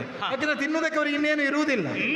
ಆದ್ದರಿಂದಲೇ ನೀನಾದ್ರೂ ಅಲ್ಲಿ ಏನನ್ನಾದ್ರೂ ಮಾಡುತ್ತಿಂತಾದ್ರೆ ನಾವು ಒಂದು ನಿಷ್ಕರ್ಷೆಗೆ ಬರಬೇಕಾಗುತ್ತದೆ. ಆದ್ದರಿಂದ ನಾನು ದೀರ್ಘ ಉದಾಹರಣೆಗಳನ್ನು ಎತ್ತಿಕೊಳ್ಳದೆ ಆಡ್ಲಿಕ್ಕೆ ತೊಡಗಿದ್ದೆ. ಈಗ ಅಗ್ನಿ ಸಂಭವೆಯೇ ಆಗಿರತಕ್ಕಂತಹ ದ್ರೌಪದಿಯನ್ನಾದ್ರೂ ಭೂಲೋಕದಲ್ಲಿ ಹಿಂಸಿಸಿದ ಕತೆ ಒಂದೋ ಎರಡು. ಅವಳನ್ನು ಅತ್ಯಂತ ಪ್ರೀತಿಯಿಂದ ಅತ್ಯಂತ ಗೌರವದಿಂದ ದೈವಿಕ ಭಾವದಿಂದ ಪೂಜಿಸಬೇಕಾದಂಥ ಹೆಣ್ಣೊಬ್ಬಳನ್ನು ಕೊಟ್ಟ ಶಿಕ್ಷೆ ಏನು? ದುರುಳನಾದಂಥ ದುರ್ಯೋಧನಾದಿಗಳು ಸದಾಕಾಲ ಅವಳ ಕಾರಣಕ್ಕಾಗಿ ಬಹುದೊಡ್ಡ ಕತೆ ನಡೆದದ್ದು ಅಂತ ನಾವು ಕೇಳಿದ್ವಿ.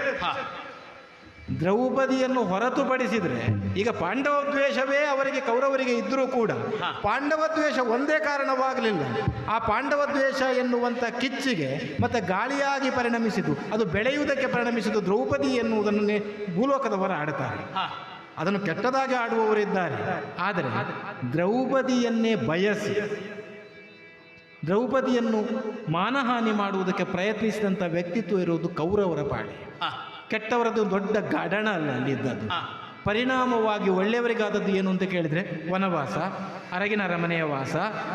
ಅವರು ಬದುಕಿದ್ದು ಅರಮನೆಯಲ್ಲಿ ಎಷ್ಟು ಬದುಕಿದ್ರು ಅದಕ್ಕಿಂತ ಅಧಿಕ ಕಾಲ ಅವರು ವನದೊಳಗೆ ಬದುಕುವುದಕ್ಕೆ ಕಾರಣವಾದದ್ದು ಇಂಥ ಕೆಟ್ಟವನೊಬ್ಬ ವ್ಯಕ್ತಿತ್ವದಿಂದ ಅಲ್ಲ. ಹಾಗಾದರೆ ಕೆಟ್ಟವನ ಕಾರಣದಿಂದ ಒಳ್ಳೆಯವರಿಗೆ ಬದುಕಿಲ್ಲದ ನಿರ್ಮಾಣವಾದದ್ದು, ಬದುಕೇ ಇಲ್ಲದಂಥ ಒಂದು ಸ್ಥಿತಿ ನಿರ್ಮಾಣವಾದದ್ದು ಅದು ಭೂಲೋಕದಲ್ಲಿ ಎನ್ನುವುದಕ್ಕೆ ಉದಾಹರಣೆ ಹೆಚ್ಚು ಬೇಕಾಗುವುದಿಲ್ಲ. ಮತ್ತೊಂದು ಕಥೆ ಉಂಟು, ನಿನಗೂ ಅದು ಗೊತ್ತಿರಬಹುದು. ಯಾವುದಮ್ಮ? ಆಶ್ರಯವನ್ನು ಬೇಡಿಕೊಂಡು ಹೋಗಿ ಬದುಕುವಂಥ ಜಾಗ ಇದೆ ಅಲ್ಲಿ ಯಾರು ಆಶ್ರಯವನ್ನು ಕೊಡುತ್ತಾರ ಅವರು ಪೂರ್ಣವಾಗಿ ಇವರ ರಕ್ಷಣೆಗೂ ಬದ್ಧರಾಗಬೇಕಾಗ್ತದೆ. ಇದನ್ನು ರಾಜಾಶ್ರಯ ಅಂತ ಕರೆಯುವುದು. ಈ ರಾಜಾಶ್ರಯ ಎನ್ನುವಲ್ಲಿ ಅವರನ್ನು ಗಂಭೀರವಾಗಿ ಪರಿಗಣಿಸುತ್ತವೆ ಎನ್ನುವುದಕ್ಕಿಂತಲೂ ಯಾರು ನಮ್ಮೊಳಗೆ ಬಂದಿದ್ದಾರೆ ಆಶ್ರಯವನ್ನು ಬೇಡಿಕೊಂಡು ಅವರಿಗೆ ಒಂದು ನಿಮಿತು ಕೆಟ್ಟದಾಗದಂತೆ ನೋಡಿಕೊಳ್ಳಬೇಕಾದ ಹೊಣೆ ಇರಬೇಕಾದೊಬ್ಬ ರಾಜನಿಗಾಗಿರ್ತಾರೆ. ಒಂದು ವೇಳೆ ರಾಜ ಸಶಕ್ತನಲ್ಲದೆ ಹೋದರೂ ಕೂಡ ಮಾನಸಿಕವಾಗಿ ಆದರೂ ಬೆಂಬಲವನ್ನು ಕೊಡಬೇಕಾದಂಥ ಒಂದು ಸ್ಥಿತಿ ನಿರ್ಮಾಣವಾಗಿರುತ್ತದೆ. ಅದು ಆಗದಂಥ ಒಂದು ಪ್ರಕರಣ ಕೀಚಕನ ಪ್ರಕರಣ. ಕೀಚಕ ಈಗ ವಿರಾಟರಾಯ ಕೀಚಕನಿಗೆ ಭಯ ಪಡುತ್ತಾ ಇದ್ದ ಎನ್ನುವುದನ್ನು ನಾವು ಸಹ ಕೇಳಿದ್ದೇವೆ. ಆದರೆ ಇದ್ರಲ್ಲ ಅವರ ಜೊತೆಯಲ್ಲಿ ಅವನ ಅಕ್ಕನೆ ಮುಂದ್ರಂತವರು ಇದ್ರಲ್ವಾ, ಈಗ ಅವರು ಕೂಡ ಬೆಂಬಲಿಸಲಿಲ್ಲ ಅಂತ ದ್ರೌಪದಿಯನ್ನ ಆ ಕಡೆಗೆ ಕಳುಹಿಸಿಕೊಡುವಲ್ಲಿ ತನ್ನ ತಮ್ಮನಿಗಾಗಿ ನ್ಯಾಯವನ್ನು ಮೀರಿ ನಿಲ್ಲಬಹುದಾದಂಥ ಸ್ಥಿತಿ ನಿರ್ಮಾಣವಾದದ್ದು ಹೆಣ್ಣೊಬ್ಬಳಲ್ಲಿಯೂ ಕೂಡ ಅದು ಭೂಲೋಕದಲ್ಲಿ ನಡೀತದೆ ಹೊರತು ಸ್ವರ್ಗದಲ್ಲಿ ನಡೆಯುವುದಕ್ಕೆ ಸಾಧ್ಯವಿಲ್ಲ. ಈಗ ನೀನಾಡಿದಂಥ ಶ್ವಾನಮಾಂಸ ಭಕ್ಷಣೆಯಾಗುವುದಕ್ಕೆ ಕಾರಣವಾದದ್ದು ಇದೆಲ್ಲ ಅಲ್ಲಿ ನಿಕ್ಷೇಪವಾದದ್ದರಿಂದ ಅಂತ. ಈಗ ನೀನು ತಾತ್ಕಾಲಿಕವಾಗಿ ನಡೆಯಲ್ಪಟ್ಟ ಘಟನೆಗಳು ಅಲ್ಲಿಗೆ ಮುಗಿದಿದೆ ಅಂತ ಭಾರ್ಗವ ಪ್ರಕರಣದಿಂದಲೂ ಶ್ರೀರಾಮನ ಪ್ರಕರಣದಿಂದಲೂ ಮುಗಿದಿದೆ ಅಂತ ಆಡಿದ್ರು ಅದು ಮುಗಿದದ್ದು ಮಾತ್ರ ಅಂತ. ಆ ಕೆಟ್ಟದಾದಂಥ ಸ್ಥಿತಿಯಲ್ಲಿ ನಿಕ್ಷೇಪವಾಗಿ ಉಳಿದದ್ದರ ಪರಿಣಾಮ ಕಲಿಯುಗದ ಕಾಲಕ್ಕೆ ಅದು ಈಗ ಪೂರ್ಣವಾಗಿ ತೊಡಗಿಕೊಳ್ಳುವುದಕ್ಕೆ ತೊಡಗಿದ್ದು, ವಿಸ್ತಾರವಾಗುವುದಕ್ಕೆ ತೊಡಗಿದ್ದು. ಆದ್ದರಿಂದ ಕೆಟ್ಟವರೇ ತುಂಬಿರುವ ಬದುಕಿನಲ್ಲಿ ಪಾತಿವೃತ್ಯವನ್ನು ಹೊಂದಿಕೊಂಡು ಧರ್ಮವನ್ನು ಹೊಂದಿಕೊಂಡು ಅದನ್ನು ಅನೂಚಾನಾಗಿ ಪಾಲಿಸುವವರು ಯಾರಿದ್ದಾರೆ ಅವರಿಗೆ ಕೆಟ್ಟದೇ ಮಾಡುವ ಲೋಕ ಭೂಲೋಕವಾಗಿದ್ದರಿಂದ ಅಲ್ಲಿಗೆ ಬರಬೇಕು ಅಂತ ನೀನು ಕರೀಬೇಡ, ಇನ್ನು ಉದಾಹರಿಸಲಿಕ್ಕೆ ಬರಬೇಡ, ನಾ ಬರುವುದಿಲ್ಲ ಅಲ್ಲಿಗೆ. ಅಮ್ಮ ಏನು ದ್ರೌಪದಿಯ ಉದಾಹರಣೆ, ಒಳ್ಳೆಯ ಉದಾಹರಣೆ. ಏನು? ತುಂಬಿದ ಸಭೆಯಲ್ಲಿ ಅವಳ ಸೀರೆಯನ್ನು ಎಳೆಯುವುದಕ್ಕೆ ಪ್ರಯತ್ನ ಪಟ್ಟರೂ ಅವಳ ಮಾನಹಾನಿ ಆಗಲಿಲ್ಲ. ಆಗಲಿಲ್ಲ. ಕೀಚಕ ದ್ರೌಪದಿಯನ್ನು ಮೋಹಿಸಿದ, ಅವಳನ್ನು ಸೇವಿಸಲಿಕ್ಕೆ ಅವನಿಂದ ಆಗಲಿಲ್ಲ. ಆದರೆ ಅಮ್ಮ, ಏನು ದೇವೇಂದ್ರನ ಒಂದು ಕತೆ ಹೇಳಬೇಕಮ್ಮ. ಯಾವುದು? ಗೌತಮ ನರಸಿ. ಗೌತಮ ನರಸಿಯ ಬಯಸಿ ಮಹೇಂದ್ರನೋ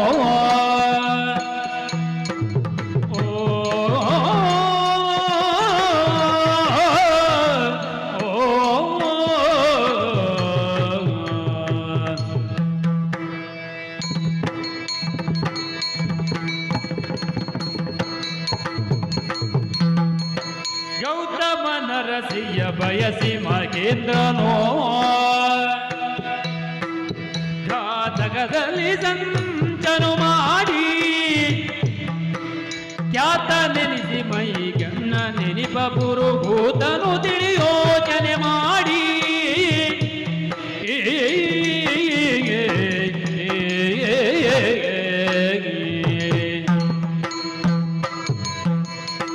ಅಮ್ಮ, ಹೆಣ್ಣಿನ ಮೋಹಕ್ಕೆ ಒಳಗೊಂಡು ಮಾಡಬಾರದ ಅನ್ಯಾಯವನ್ನು ಮಾಡಿದಂತ ದುಶ್ಯಾಸನ, ಕೌರವ, ಕೀಚಕ ಯಾರು ಜೀವಂತವಾಗಿ ಉಳಿದಿಲ್ಲ.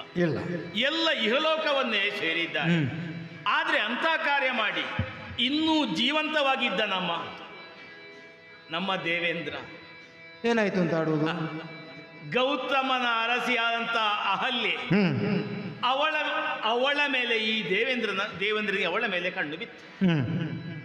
ಈಗ ದ್ರೌಪದಿ ಏನೂ ಆಗ್ಲಿಲ್ಲ, ಸೀತೆಗೂ ಏನೂ ಆಗ್ಲಿಲ್ಲ. ಆದ್ರೆ ದೇವೇಂದ್ರ ಏನು ಮಾಡಿದ? ಮಧ್ಯರಾತ್ರಿಯ ಹೊತ್ತಿನಲ್ಲಿ ಕೋಳಿ ಕೂಗಿದ ಹಾಗೆ ಕೂಗಿಕೊಂಡು ಗೌತಮನ ವೇಷದಿಂದ ಹೋಗಿ ಅಹಲ್ಯೆಯನ್ನು ಮೋಹಿಸಿದ್ದು ಮಾತ್ರ ಅಲ್ಲ, ಗೌತಮ ಹೊರಗೋದಾಗ ಅವಳನ್ನು ಸೇರಿಯೇ ಬಿಟ್ಟ, ಅವಳನ್ನು ಕಿಡಿಸಿಯೇ ಬಿಟ್ಟ. ಪರಿಣಾಮದಲ್ಲಿ ಗೌತಮರಿಂದ ಶಾಪವು ವಾಕ್ಯವು ಸಿಕ್ಕಿತು. ದೇವೇಂದ್ರ ಮಾಡಿದ್ದು ಸರಿ ಹೌದು ಅಂತ ಆದ್ರೆ ಗೌತಮರ ಶಾಪ ಫಲಿಸಬಾರದು. ಈಗ ಹೇಳುತ್ತಾರೆ ಸಹಸ್ರಾಕ್ಷ ಅಂತ, ದೇವೇಂದ್ರ ಸಹಸ್ರಾಕ್ಷ ಅಲ್ಲ, ವಾಕ್ಯವೇ ಬೇರೆ. ಇಂಥ ಹೀನ ಕಾರ್ಯವನ್ನು ದೇವಲೋಕದಲ್ಲೂ ಮಾಡುವವರಿದ್ದಾರೆ. ಈಗ ಭೂಮಿಯಲ್ಲಿ ಹುಟ್ಟಿದವರೇ ಅವರವರೇ ಮಾತ್ಸರ್ಯ ಹೊಂದುವುದು, ಮೋಹಗೊಳ್ಳುವುದು, ರಾಜಕೀಯವೋ ತಾವು ಹೇಳಿದಾಗೆ ಹೆಣ್ಣು ಹುಣ್ಣು ಮಣ್ಣು, ಆ ಮೂರರಿಂದ ಕಾರ್ಯ ಹಾಳಾಗುತ್ತದೆ. ಆದ್ರೆ ಭೂಮಿಯಲ್ಲಿ ಒಳಿತಾದವರು ಅವರು ಒಳಿತಾಗೆ ಇರಬಾರದು ಎಂಬ ಉದ್ದೇಶದಿಂದ ದೇವಲೋಕದಲ್ಲಿದ್ದಂತಹ ದೇವೇಂದ್ರನೇ ಕೆಳಗಿಳಿದು ಇಂಥ ಮಾಡಬಾರದ ಕಾರ್ಯವನ್ನು ಮಾಡುತ್ತಾ ಇರುವಾಗ ಇದಕ್ಕಿಂತ ಬೇರೆ ಉದಾಹರಣೆ ಬೇಕಾ ಅಮ್ಮ? ಆದ್ದರಿಂದ ಒಂದು ವಿಚಾರ ಹೇಳುತ್ತೇನೆ. ತಾವಾಗ ಕೆಲವೆಲ್ಲ ಉದಾಹರಣೆ ಕೊಟ್ಟಿದ್ದೀರಿ, ನಾನೆಲ್ಲ ದೇವೇಂದ್ರನ ಉದಾಹರಣೆ ಕೊಟ್ಟದ್ದು. ಅವನು ಸಾಯಿಲೇ ಇಲ್ಲ, ಬದುಕೇ ಇದ್ದಾನೆ. ಆದ್ದರಿಂದ ಅಮ್ಮ, ಇದೋ ತಮ್ಮ ಕಾಲು ಹಿಡಿದು ಕೇಳುತ್ತಾ ಇದ್ದೇನೆ, ಮತ್ತೊಮ್ಮೆ ತಮಗೆ ಸಾಷ್ಟಾಂಗ ಎರಗುತ್ತೇನೆ, ಮಂಗಳಾರತಿ ಬೆಳಗುತ್ತೇನೆ. ಅಮ್ಮ, ಮಾತಿಗೆ ಮಾತು ಬೆಳೆಸಬೇಡಿ. ಇದೋ ಭೂಮಿಯಲ್ಲಿ ತಮಗಾಗಿ ಎಲ್ಲರೂ ಕಾಯುತ್ತಾ ಇದ್ದಾರೆ. ಮುನಿಪೋತ್ತಮ, ನೀನು ಆಡುವಂತ ಮಾತನ್ನು ಆಲಿಸಿದ ಕಾಲಕ್ಕೆ ನನಗೆ ಅನ್ನಿಸಿದ್ದೇನೋ ಬಲ್ಲೆ. ಈಗ ಗೌತಮ ಪ್ರಕರಣವನ್ನೇ ಎತ್ತಿಕೊಂಡದಾದ್ರೆ ನಾನು ಸಾಂಕೇತಿಕವಾಗಿ ಸೂಚ್ಯವಾಗಿ ಹೇಳಬಲ್ಲೆ. ಮುದುಕಲ ಮುನಿ ಮಾಡಲ್ಪಟ್ಟಂತ ಅಪರಾಧದ ಪರಿಣಾಮವಾಗಿ ತನ್ನ ಮಗಳ ಬದುಕನ್ನೇ ಅವನು ಹಾಳು ಮಾಡಲ್ಪಟ್ಟ. ಅವಳು ಯಾವುದನ್ನು ಬಯಸಿದ್ಲು ಅವಳವರಿಗೆ ಒದಗದೇ ಇದ್ದಂತಹ ಕಾಲದಲ್ಲಿ ದೇವೇಂದ್ರವನಿಗೆ ಒದಗಿ ಬರಬೇಕಾದ ಅನಿವಾರ್ಯ ನಿರ್ಮಾಣವಾಯಿತು. ಯಾಕೆಂದ್ರೆ ಅವನು ದೇವತೆಯಾದುದರಿಂದ, ದೇವತೆಯಾಗಿ ಅನುಗ್ರಹಿಸಬೇಕಾದ ಹೊಣೆ ಅವನಿಗಿದ್ದುದರಿಂದ ತಪಸ್ವಿಯಾದಂತಹ ಗೌತಮ ಮುನಿ ಹೊರ ಹೋಗುವಂತ ಪರಿಸ್ಥಿತಿಯೊಂದು ನಿರ್ಮಾಣವಾಯಿತು. ಅವನು ಆಡಿದಂತಹ ಶಾಪವಾಕ್ಯ ಇವನಿಗೆ ಯಾಕೆ ಫಲಿಸಿತು ಅಂತಂದ್ರೆ, ದಿನನಿತ್ಯವಾಗಿ ಅವನು ನೀಡಲ್ಪಟ್ಟಂತಹ ಹವಿಸುಗಳಿಂದ ದೇವೇಂದ್ರ ಬದುಕುತ್ತಾ ಇರುವಂತದ್ದು. ಅರ್ಥಾತ್ ದೇವೇಂದ್ರ ಅದನ್ನು ಸ್ವೀಕಾರ ಮಾಡಲ್ಪಟ್ಟವನು. ಆದ್ರಿಂದ ತನ್ನದಾದಂತಹ ಭಕ್ತ ಸಂದೋಹವನ್ನು ನೀಡಲ್ಪಟ್ಟ ಶಾಪವಾದರೂ ಅದನ್ನು ಸ್ವೀಕರಿಸಬೇಕಾದ ಹೊಣೆ ದೇವತೆಯಾದಂಥದ್ದು ದೇವೇಂದ್ರನಿಗೆ ಇದೆ ಎಂಬಂತಹ ನೆಲೆಯಲ್ಲಿ ಅದು ಶಾಪವಾಕ್ಯವಾಗಿ ಸ್ವೀಕಾರವಾಯಿತು. ಪರಿಣಾಮವಾಗಿ ಅವನು ಪದಚ್ಯುತನಾಗಲಿಲ್ಲ. ಯಾವುದವನಿಗೆ ಶಾಪವಾಗಿ ನೀಡಲ್ಪಟ್ಟಿದ್ದು ಅದು ಹೋಗಿ ಅವನು ಸಹಸ್ರಾಕ್ಷನಾಗಿ ಚಂದವಾಗಿ ಕಾಣಿಸಲ್ಪಟ್ಟ. ಕೊಳಕಾಗಿ ಕಾಣಿಸಲ್ಪಡಬೇಕಾದ್ರೂ ಚಂದವಾಗಿ ಕಾಣಿಸುವುದಕ್ಕೆ ತೊಡಗಿದರು. ನೀನು ಆಲೋಚನೆ ಮಾಡು, ಭೂಲೋಕದಲ್ಲಿ ಇಂಥದ್ದು ನಡೆಯಲಿಲ್ಲ. ಆದ್ದರಿಂದ ಆ ಎಲ್ಲ ಮಾತುಗಳನ್ನು ಆಡುವ ಮೂಲಕವಾಗಿ ಭೂಮಿಯೂ ಸ್ವರ್ಗವೂ ಸಮಾನ ಅಂತ ಆಡ್ಲಿಕ್ಕೆ ಬರುವುದಿಲ್ಲ. ಆರಂಭದಲ್ಲೇ ನಾನು ಆಡಿದಂತೆ ಭೂಲೋಕದಲ್ಲಿ ಮಾಡಲ್ಪಟ್ಟಂತಹ ಜನರ ಕರ್ಮಕಾಂಡಗಳು ಏನಿದೆಯೋ, ಆ ಕೆಟ್ಟದು ಏನಿದೆಯೋ ಅವುಗಳೆಲ್ಲ ಒಂದೇ ಕಡೆ ನಿಕ್ಷೇಪವಾದದರ ಪರಿಣಾಮವಾಗಿ ಇಂದು ಉಣ್ಣುವುದಕ್ಕೆ ಅನ್ನವಿಲ್ಲದಂತಹ ಬರಗಾಲದ ಪರಿಸ್ಥಿತಿ ನಿರ್ಮಾಣವಾಗಿದೆ. ದೇವತೆಗಳು ಮಳೆ ಸುರಿಸದೇ ಇರುವಂತ ನಿನ್ನ ಮೇಲೆ ಅನುಕಂಪವನ್ನು ಹೊಂದಿದ್ರು ದೇವತೆಗಳು ಮಳೆ ಸುರಿಸಲಾರದ ಸ್ಥಿತಿಯೊಂದು ನಿರ್ಮಾಣವಾಗಿದೆ. ಯಾಕೆಂದ್ರೆ ಅವರದ್ದಾದಂಥ ಕೆಟ್ಟದಾದ ಪರಿಸ್ಥಿತಿ ಇರುವಂಥದ್ದು. ಅದಕ್ಕೆ ಯಾಗ ಮಾಡ್ತೇನೆ ಅಂತ ಬಯಸಿದ್ರೆ ಕೆಟ್ಟದನ್ನು ಮುಚ್ಚಿಡುವುದಕ್ಕೆ ಯಾಗ ಮಾಡಿದಾಗ ಆಗುತ್ತದೆ. ಆದ್ರಿಂದ ಹಾಗೆಲ್ಲ ನಾನು ಬರುವುದಕ್ಕಾಗುವುದಿಲ್ಲ. ಬರಬೇಕು ಅಂತ ಬೇಡಿದ್ರೆ ನೀನೆಲ್ಲ ಹೇಳಿದ್ರೆ ಕಂಡ ಪರಶು ಆಡಿದ್ರೆ ಬರಲಿಕ್ಕೆ ಕಂಡ ಪರಶುವೇ ಬರಲಿ ಬಳಿಕ ಖಂಡವನ್ನು ನುಡಿದಿರುವೆ. ಭೂಮಂಡಲಕ್ಕೆ ಬಾರೆ ಚಂಡಿಗೊಳ ಬೇಡೇನು ತಮೋಗದಿರುವೆ.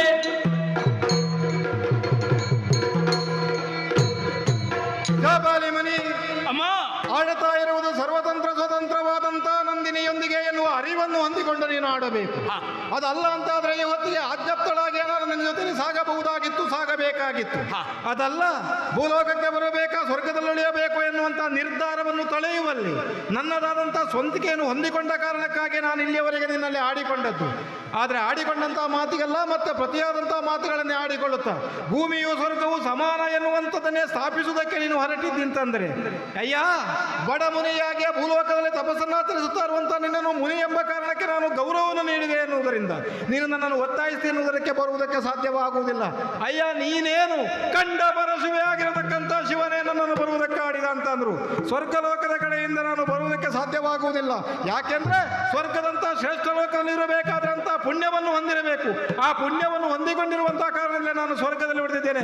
ನಿಮ್ಮಂಥ ಅಧಪಾತ್ರವನ್ನು ಹೊಂದಿಕೊಂಡಂತ, ನಿಮ್ಮಂಥ ಕೆಟ್ಟದನ್ನೇ ಮಾಡ್ತದನ್ನು ಹೊಂದಿಕೊಂಡಂತ ಮನುಷ್ಯರ ಕಡೆಗೆ ಬರಬೇಕಂದ್ರೆ ಬರುವುದಿಲ್ಲವಯ್ಯ, ಏನು ಮಾಡವಲ್ಲ ನೀನು? ಬರುವುದಿಲ್ಲವೇ? ಕಪಿಗುಂಡು ಮುನಿಯು ಪ್ರಚಂಡ ವಿಲಂಡಮಾಲನ ತೆರದಿ ಘಟಿಸುತ್ತೆಂದ ನಂದಿನಿಗೆ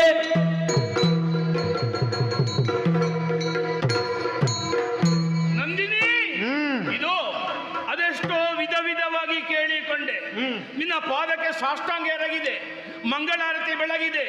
ಭೂಮಿಯನ್ನು ಸ್ವರ್ಗವನ್ನು ಒಂದೇ ಮಾಡಿದ್ದಲ್ಲ, ಭೂಮಿಯ ಒಳಿತಿಗಾಗಿ ಇದೋ ನಿನ್ನ ಪಾದಕ್ಕೆ ಪೊಡಮಟ್ಟು ಕೇಳಿಕೊಂಡೆ. ಆದರೆ ಏನೇ ಮಾಡಿದೆ? ಭೂಮಿನೂ ಹಳಿದೆಯ ದುರುಳೆ ದುರುಳೆಯ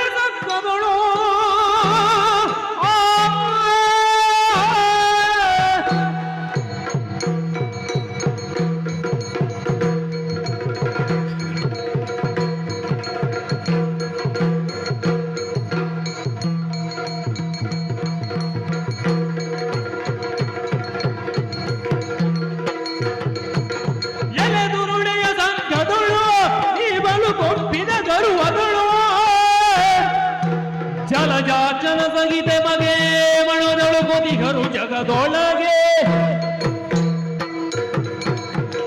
ನಂದಿನಿ, ನೀನು ದುರುಳೆ ಅಂತ ಹೇಳುತ್ತಾ ಇದ್ದೇನೆ. ಪವಿತ್ರವಾದಂತ ಭೂಮಿಯನ್ನು ನಿಂದಿಸಿದೆಯ. ಭೃಗು ಶಾಪ ನಿಮಿತ್ತವಾಗಿ 10 ಅವತಾರವನ್ನು ಎತ್ತುವುದಕ್ಕೆ ಆ ವಿಷ್ಣುವಿಗೆ ಶಾಪವಾಕ್ಯ ಬಂತು. ಆ ಶಾಪವಾಕ್ಯವನ್ನು ಉಪಯೋಗಿಸಿಕೊಳ್ಳುವುದಕ್ಕೆ ಆತ 10 ಅವತಾರಕ್ಕೆ ಉಪಯೋಗಿಸಿಕೊಂಡದ್ದು ಈ ಪವಿತ್ರವಾದಂತಹ ಭಾರತ ಮಾತೆಯನ್ನು. ಆ ಭರತ ಮಾತೆಯನ್ನು ನೀನು ನಿಂದಿಸಿದಂತಾದ ಮೇಲೆ ಸುಮ್ಮಗಿರುವುದಕ್ಕಾಗುವುದಿಲ್ಲ. ಆ ಭೂಮಿಗೆ ಇದನ್ನು ಹೇಗೆ ಭರಿಸಬೇಕಂತ ಗೊತ್ತು. ಕೇಳು ಶಾಪವಾಕ್ಯ.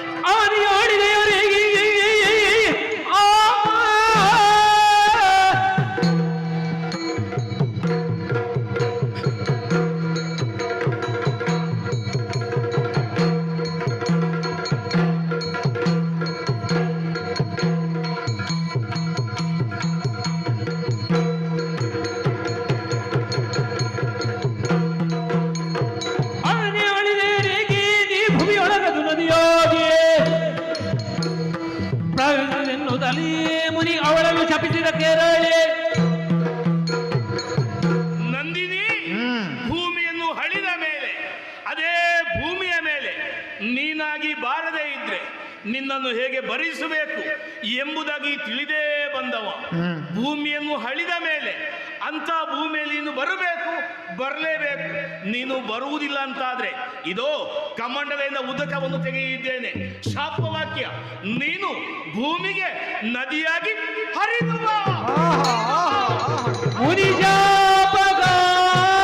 ನಂದಿನಿ ಶಾಪವಿದ್ದಯ ಸ್ವಾಮಿ. ಮುನಿಶಾಪಗ ನಂದಿನಿ ಬೆದರಿ ನಡುಗಿ ಕಂಬನಿ ದುಂಬಿ ಯತಿಪತಿಯ ಪದಕ್ಕೆ ಮಣಿದು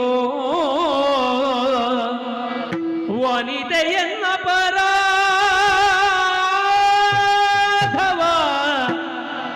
ಮನ್ನಿಸಿದವನ ಮನ ಕರಗಿ ಗೋಳಿದು ತಿಂದಳಾಗ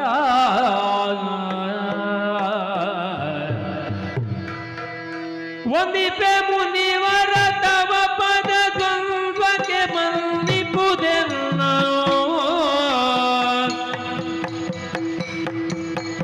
ಒಂದಿಪೆ ಮುನಿವರ ತವ ಪದ ದ್ವಂದ್ವಕ್ಕೆ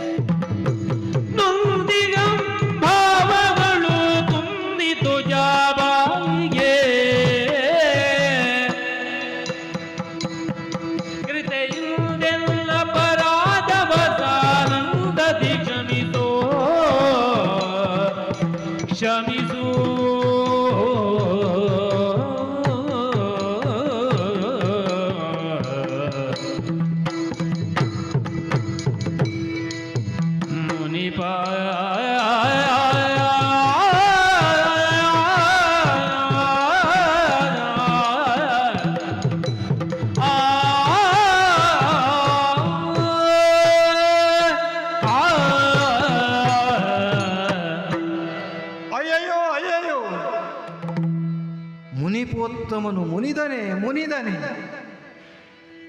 ಸ್ವರ್ಗಲೋಕದಲ್ಲಿರತಕ್ಕಂಥ ಹಿರಿಮೆಯನ್ನೇ ಭಾವಿಸಿಕೊಂಡು ತಾಪಸೋತ್ತಮರ ಹಿರಿಮೆ ಏನು ಎನ್ನುವುದರ ಅರಿವಿಲ್ಲದೆ ನಾನು ಆಡಿದ್ದರ ಪರಿಣಾಮವಾಗಿ ಶಾಪವಾಕ್ಯವನ್ನಿತ್ತದ್ದಾದರೂ ಏನು? ಭೂಲೋಕದಲ್ಲಿ ನದಿಯಾಗಿ ಹರಿದು ಹೋಗು, ನದಿಯಾಗಿ ಹರಿದು ಔಚಿತ್ಯವನ್ನೇ ಕಳೆದುಕೊಳ್ಳಬಹುದಾದಂಥ ಪ್ರಸಂಗವೊಂದನ್ನು ನಿರ್ಮಾಣ ಮಾಡಿ ಹರಿಯುವ ನದಿಯಾಗಿ ನಾನು ಭೂಲೋಕದಲ್ಲಿ ಕಾಣಿಸಿಕೊಳ್ಳದ ಸ್ಥಿತಿ ನಿರ್ಮಾಣವಾಗಬೇಕು ಅಂತ ಶಾಪ ಕೊಟ್ಟರು ಅಂತಂದ್ರೆ ನನ್ನದಾದಂಥ ಪ್ರಭಾವಗಳು ಭೂಲೋಕದಲ್ಲಿ ಕಾಣಿಸಿಕೊಳ್ಳಬೇಕು, ಆದರೆ ನಾನು ಕಾಣಿಸಿಕೊಳ್ಳಬಾರದು ಎನ್ನುವುದನ್ನು ಆಡಿದಂತಾಯ್ತಲ್ಲ. ಎಲ್ಲಿ ನಾನು ಎನ್ನುವಂಥ ಭಾವ ಇರಬಾರದಿತ್ತು ಅಲ್ಲಿ ನಾನು ಎನ್ನುವುದನ್ನೇ ಪ್ರಕಟಪಡಿಸಿದ್ದರ ಪರಿಣಾಮವಾಗಿ ಅಲ್ಲವೇ ಮುನಿಪನಿ ಶಾಪವನ್ನಿತ್ತು. ಅರ್ಥ ಮಾಡಿಕೊಂಡೆ. ಹೆಮ್ಮೆಯಿಂದ ಬೀಗಬಾರದಿತ್ತು, ಬಾಗಬೇಕಾದಲ್ಲಿ ಬೀಗಿದ್ದರ ಪರಿಣಾಮವಾಗಿ ಬೀಗಬೇಕಾದವನು ನನಗೆ ಶಾಪವನ್ನಿತ್ತುದಲ್ಲವೇ. ಆದ್ದರಿಂದ ಪರಿಹಾರವನ್ನು ಅರಸುವುದಕ್ಕೆ ನನಗೆ ದಾರಿ ಇಲ್ಲ. ಎಲ್ಲಿ ಶಾಪ ಲಭ್ಯವಾಗಿದೆಯೋ ಒದಗಬಹುದಾದರೆ ಅಲ್ಲಿಂದಷ್ಟೇ ನನಗೆ ಮರುಶಾಪ ಸಿಗಬಹುದು. ಹೊರತುಪಡಿಸಿದರೆ ಮೂರು ಮೂರ್ತಿಗಳನ್ನು ಆರಾಧಿಸಿ ಮೆಚ್ಚಿಸಿದ ಕಾರಣಕ್ಕಲ್ಲವೇ ಸ್ವರ್ಗಲೋಕಕ್ಕೆ ಬರುವಂತಹ ಸ್ವಾತಂತ್ರ್ಯವನ್ನು ಹೊಂದಿಕೊಂಡದ್ದು ಈ ಮುನಿಪ. ಆದ್ದರಿಂದ ಆ ಮುನಿಯಲ್ಲೇ ಬೇಡಿಕೊಳ್ಳಬೇಕಷ್ಟೇ. ಅದಕ್ಕಾಗಿ ಓ ಮುನಿಶ್ರೇಷ್ಠ ತಮ್ಮ ಪಾದ ಕಾನತನಾಗಿದ್ದೇನೆ, ಪಾದ ಕಾನತಳಾಗಿದ್ದೇನೆ. ಭೂಲೋಕದಲ್ಲಿರತಕ್ಕಂಥ ಜನರ ಸ್ವಭಾವಗಳು ಕೆಟ್ಟದು ಅಂತ ನಾನು ಆಡುವಲ್ಲಿ ಭೂಲೋಕದಲ್ಲಿ ಮಾನಿತರಿದ್ದಾರೆ, ಶ್ರೇಷ್ಠರಿದ್ದಾರೆ ಎನ್ನುವಂಥ ಭಾವವನ್ನೇ ನಾನು ಮುಚ್ಚಿಡುತ್ತಂಥ ಸ್ಥಿತಿಯೊಂದನ್ನು ನಿರ್ಮಾಣ ಮಾಡಿಕೊಂಡೆ. ಮಾತ್ರವಲ್ಲ, ಯಾವ ಲೋಕವನ್ನು ತೆಗಳುವ ಕಾರ್ಯದಲ್ಲಿ ನಾನು ತೊಡಗಿಕೊಂಡನೋ ಅದೇ ಲೋಕದಲ್ಲಿದ್ದಂಥ ದುರ್ಜನರ ರೀತಿಯಲ್ಲೇ ನಾನು ವ್ಯವಹರಿಸಿದನಲ್ಲ, ದುರ್ಜನರ ರೀತಿಯಲ್ಲೇ ನಾನು ವ್ಯವಹರಿಸಿದೆ. ಸ್ವಾಮಿನ್ ಸಾತ್ವಿಕವಾದಂಥ ಸ್ವಭಾವದಿಂದ ಭೋಗಲೋಕವಾದಂಥ ಸ್ವರ್ಗಲೋಕದಲ್ಲಿ ಬದುಕನ್ನು ಹೊಂದಿಕೊಳ್ಳಬಹುದು ಅಂತ ನಮಗೆ ಅರಿವಿರುವುದು. ಭೋಗಲೋಕದ ಬದುಕು ಎನ್ನುವುದು ಸಾತ್ವಿಕವಾದಂಥ ತ್ಯಾಗಮಯವಾದಂಥ ರೀತಿಯಲ್ಲಿ ಬೆಳೆದು ನಿಲ್ಲಲ್ಪಡುತ್ತದೆ ಎನ್ನುವಂಥ ಭಾವ ಯಾವಾಗ ಕಳೆಯಲ್ಪಡುತ್ತದೆ ಪ್ರಾಯಶಃ ಆಗ ನೆಲದಲ್ಲಿ ನಿಲ್ಲುವುದಕ್ಕೆ ಯೋಗ್ಯತೆ ಉಳಿಯುವುದಿಲ್ಲ ಅಂತ ನಾನು ಭಾವಿಸುವುದು. ಸಕಲ ಯಾಗಗಳನ್ನು ಮಾಡಿಯೂ ಸಕಲ ಜನಗಳಿಗೆ ಒದಗಿಸಬೇಕಾದಂಥ ಉಪಕ್ರಮಗಳನ್ನು ಮಾಡಿಯೂ ಸ್ವರ್ಗದ ಅಧಿಪರಾಗಿಯೋ ಸ್ವರ್ಗದವರ ದೇವತೆಗಳಾಗಿಯೋ ಉಳಿಯುವುದಕ್ಕೆ ಸಾಧ್ಯವಾಗುತ್ತದೆಯೇ ಹೊರತುಪಡಿಸಿದರೆ ಕೇವಲ ಉಪಭೋಗವನ್ನು ಹೊಂದಿಕೊಂಡೇ ಸ್ವರ್ಗದಲ್ಲಿ ಉಳಿಯುವುದಕ್ಕೆ ಆಗುವುದಿಲ್ಲ ಎನ್ನುವ ಅರಿವಿದ್ದುಕೊಂಡು ಕೂಡ ನಾನು ಅಜ್ಞಾನಿಯಂತೆ ವ್ಯವಹರಿಸಿದೆಲ್ಲ ಸ್ವಾಮಿ, ಅಜ್ಞಾನಿಯಂತೆ ವ್ಯವಹರಿಸಿದೆ. ಬಹಳ ಶಾಂತಚಿತ್ತರಾಗಿಯೇ ನಾನು ಆಡಿದ ಮಾತುಗಳಿಗೆಲ್ಲ ತಾವು ಉತ್ತರವನ್ನು ಆಡಿದರೆ ಪ್ರಾಯಶಃ ಪ್ರಾಜ್ಞರಾಗಿರುತ್ತಿದ್ದರೆ ತಮ್ಮ ಮಾತುಗಳನ್ನು ಆಲಿಸಿಕೊಂಡಂತ ನಾನು ಅಪರಾಧಗಳನ್ನು ಏನು ಅಂತ ಅರ್ಥ ಮಾಡಿಕೊಳ್ಳಬಹುದಾಗಿತ್ತು. ಹೊಣೆ ಅರಿಯಬೇಕಾದ ಭಾಗದಲ್ಲಿ ಹೊಣೆಯ ಮರವೆಯಲ್ಲೇ ಇದ್ದುಕೊಂಡು ಕೇವಲ ಬೀಗುವಿಕೆಯಲ್ಲೇ ನಾನು ಮೆರೆದದ್ದರ ಪರಿಣಾಮವಾಗಿ ತಾವು ನನಗೆ ಶಾಪವನ್ನಿತ್ತರಲ್ವೇ ಸ್ವಾಮಿ. ಒಂದು ಆಲೋಚನೆ ಮಾಡಿ, ಹೆಣ್ಣಾಗಿದ್ದುಕೊಂಡು ಸ್ವರ್ಗಲೋಕದಲ್ಲೇ ನನ್ನ ಬದುಕನ್ನು ರೂಪಿಸಿಕೊಂಡಂಥವಳು ನಾನು. ಹೊಣೆಗಾರಿಕೆ ಇದೆಯಾ ಅಂತ ಕೇಳಿದರೆ ಇಲ್ಲ. ಹಾಗಂತ ಸ್ವರ್ಗದ ಬದುಕಿನ ಸುಖದ ಸುಪ್ಪತ್ತಿಗೆಯಲ್ಲಿ ಬದುಕಿದಂಥ ನಾನು ಆ ಕಾರಣಕ್ಕಾಗಿ ನಂದಿನಿದೇನು ಅಂತ ಮಾನಿತಳಾಗಿ ಉಳಿಯಬೇಕಾದ್ರೆ ಸ್ವರ್ಗದಲ್ಲಿರಬೇಕೇ ಹೊರತು ಸ್ವರ್ಗದಿಂದ ಅನ್ಯ ಕಡೆಗೆ ನಾನು ಇಳಿದೆ ಅಂತ ಆದರೆ ನನ್ನ ಮಾನ್ಯತೆಗಳು ಕಳೆದು ಹೋಗುವುದಿಲ್ವೇ ಸ್ವಾಮಿ. ತಮ್ಮ ಪಾದ ಮೂಲಗಳಲ್ಲಿದೋ ನಾನು ನಮಸ್ಕರಿಸಿದವಳಿದ್ದೇನೆ.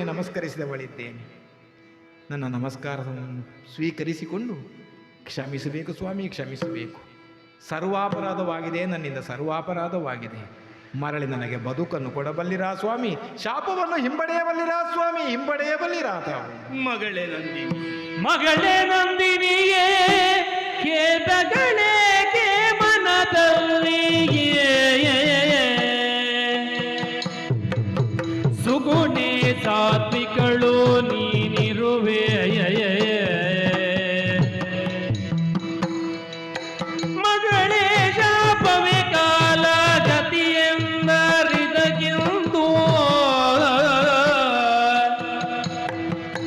ಮಗುದೇಯ ಕಣ್ಣೀರ ನೊರಸಿಯೇ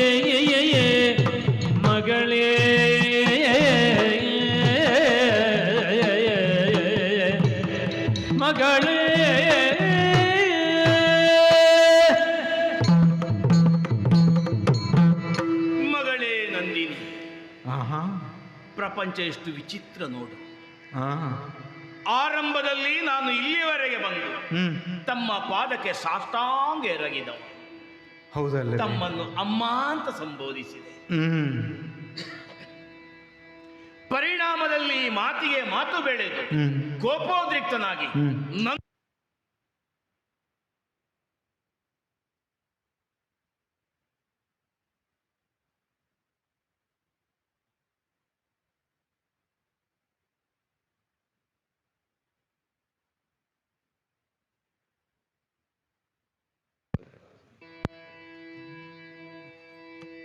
ಶಾಪವಾಕ್ಯದ ಬಳಿಕ ಆ, ತಾವು ನನ್ನ ಪಾದಕ್ಕೆ ಎರಗಿದ್ದೀರಿ.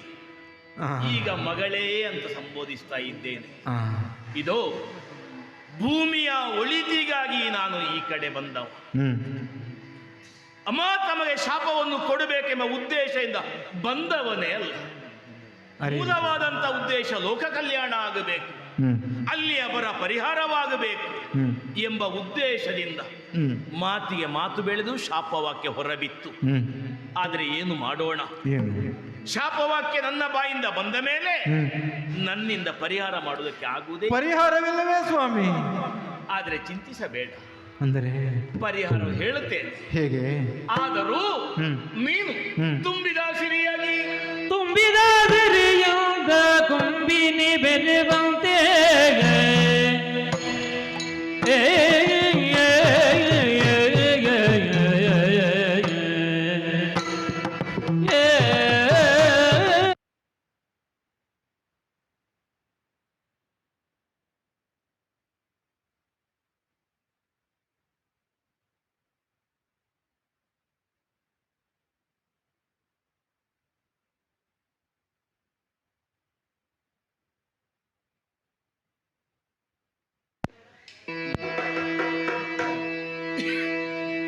ಕಡಿಮೆ ಮಾಡಿ.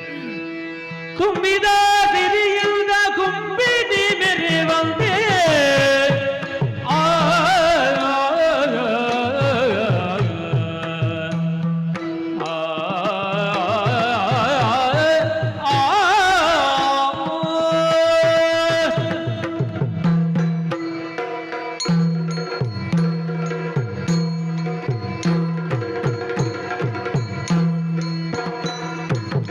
ತುಂಬಿದ ಸಿರಿಯಾದ ಕೊಂಬಿನಿ ಬೆರೆವಂತೆ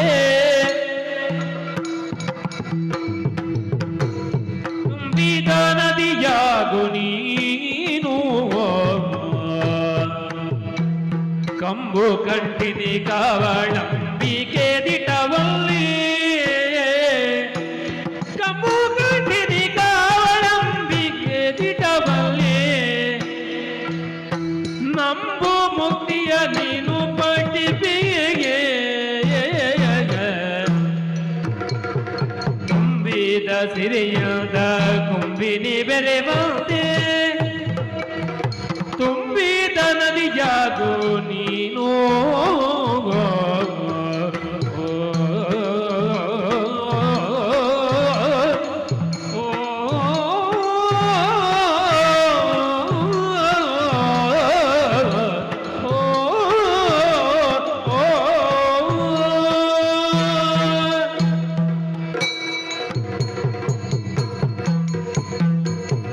ನಂದಿನಿ, ಸ್ವಾಮಿ.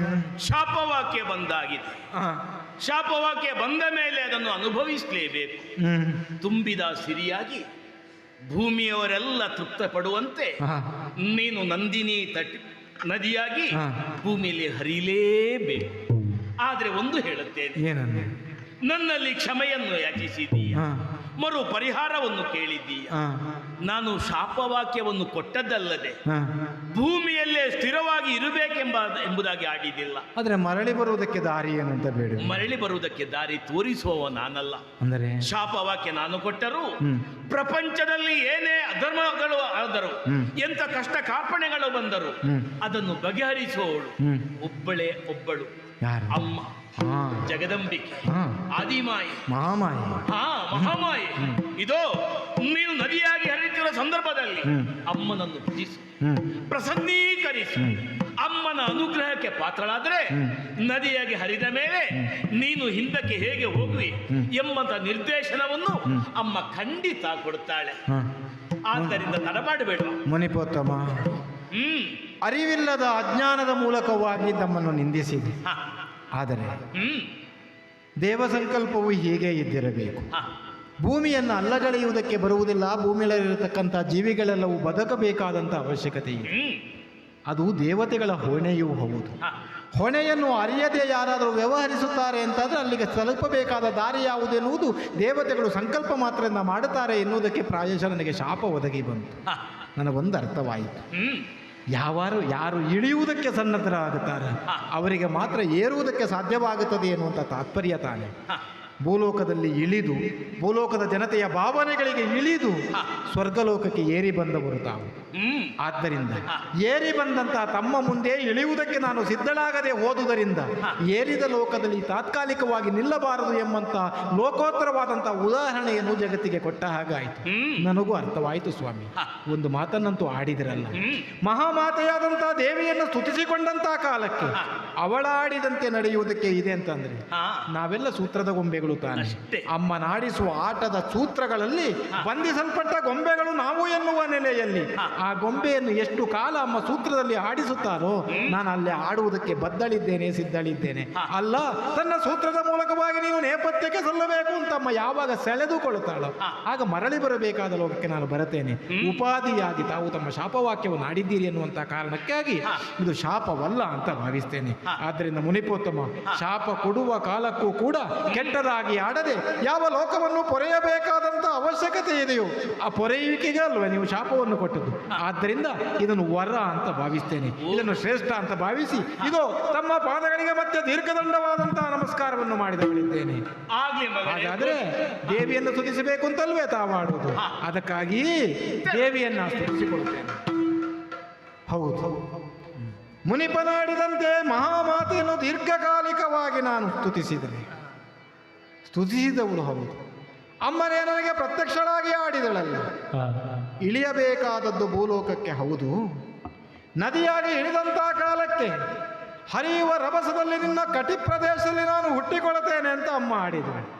ಅಬ್ಬಾ, ಯಾವ ಕಾಲಕ್ಕೆ ನನ್ನನ್ನು ತಾಯಿ ಅಂತ ಸಂಬೋಧಿಸಿದ್ರು ಆ ಮುನಿಪ ಅದನ್ನು ಧನ್ಯವಾಗಿಸುವಂತಹ ಸ್ಥಿತಿಯೊಂದು ನಿರ್ಮಾಣವಾಯಿತಲ್ಲ. ನನ್ನ ಕಟಿ ಪ್ರದೇಶದಲ್ಲಿ ಹುಟ್ಟಿಕೊಂಡಂಥ ಅಮ್ಮ ಲೋಕ ಬೆಳಗುವುದಕ್ಕೆ ಕಾರಣಳಾಗುತ್ತಾಳಂತೆ.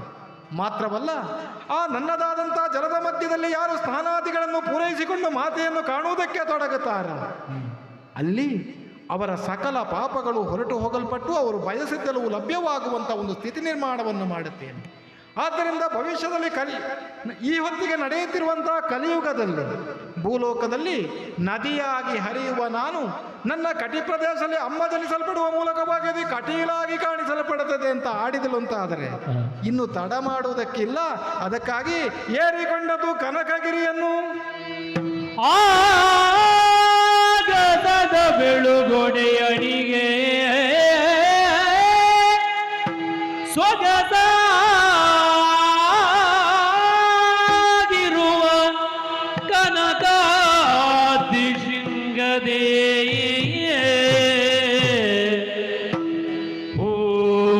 ಹೂಗಳಂಜಲಿಯಿಂದ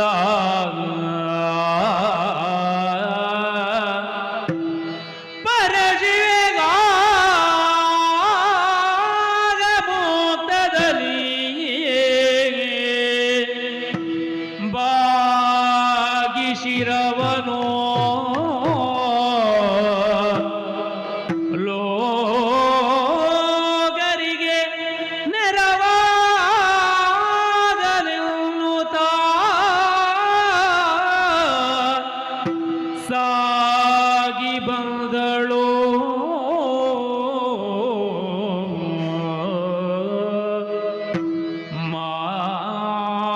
ಶುದ್ಧದ ಪೂರ್ಣಿಮೆಯ ಶುಭ ದಿನದಿ ನದಿಯಾಗಿ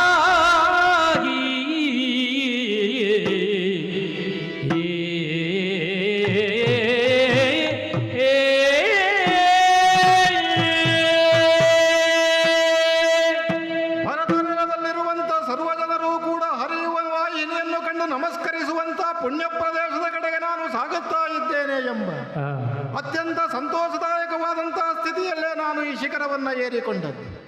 ಕನಕಗಿರಿಯನ್ನು ಏರಿ ನಿಂತಹ ಕಾಲಕ್ಕೆ ಬೀಸುತ್ತಿರುವಂತಹ ತಂಗಾಳಿಯ ಮಧ್ಯದಲ್ಲಿ ವೃಕ್ಷರಾಜಿಗಳಿಂದೆಲ್ಲ ಸೂಸುತ್ತಿರುವಂತಹ ಸುರರಾಶಿಗಳ ಮಧ್ಯದಲ್ಲಿ ಪುಷ್ಪರಾಶಿಗಳೇ ನನ್ನನ್ನು ಸಂತೋಷದಾಯಕವಾಗಿ ಭೂಲೋಕಕ್ಕೆ ಸ್ವಾಗತಿಸುತ್ತಾ ಇದೆ ಎಂಬ ಸಂತೋಷವನ್ನು ತಳೆದವಳಿದ್ದೇನೆ.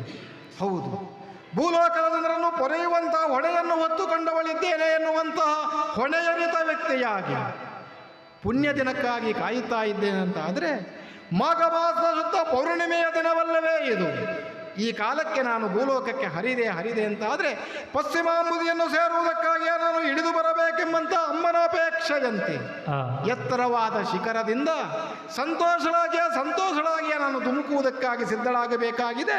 ಸಕಲ ದೇವರುಗಳಿಗೂ ವಂದಿಸಿಕೊಂಡು ಮಹಾಮಾತೆಗೆ ಮತ್ತೆ ನಮಿಸಿ ಜನಕ ಸಾಧನದಲ್ಲಿ ನಿಲ್ಲಲ್ಪಟ್ಟಂತ ಮುನಿ ಜಾಬಾಲಿಗೆ ವಂದಿಸಿಕೊಳ್ಳುತ್ತಾ ಇದು ಶಾಪವನ್ನು ಹೊರವಾಗಿಸುತ್ತಾ ಹೊರವಾಗುವ ಮೂಲಕವಾಗಿ ಭೂಲೋಕದಲ್ಲಿರುವಂತಹ ಸಕಲ ಜನರನ್ನು ಪೊರೆಯುವುದಕ್ಕಾಗಿ ಇಳೀತೇನಂತೆ.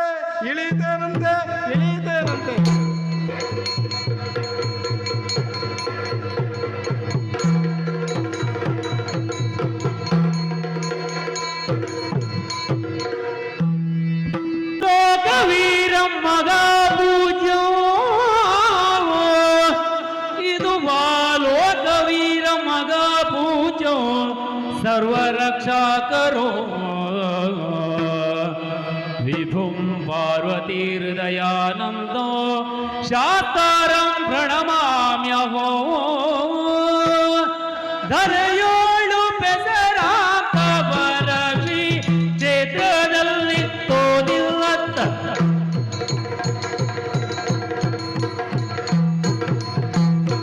ಧರೆಯೋಳು ಪೆಸರಾಕ ಬರಕ್ಷಿ ಕ್ಷೇತ್ರದಲ್ಲೇ ಸ್ಥಿರವಾಗಿ ನೆಲೆಯಾದ ಶಾಸ್ತಾರ ದೇವಗೆ ಶರಣಾಗತ ಪರಿಪಾಲಕ ವೈಷ್ಣವ ದುರಿತ ನಿವಾರಣ ಶುಭಕರಗೆ ಜಯ ಮಂಗಳಂ ಶುಭ ಮಂಗಳಂ ಜಯ ಮಂಗಳೋ ಮಗ ಗಣಪಗೆ ಗೋಪಾಲ ಕೃಷ್ಣಗೆ ಶಾಸ್ತಾರನಿಗೆ ಮಂಗಳೋ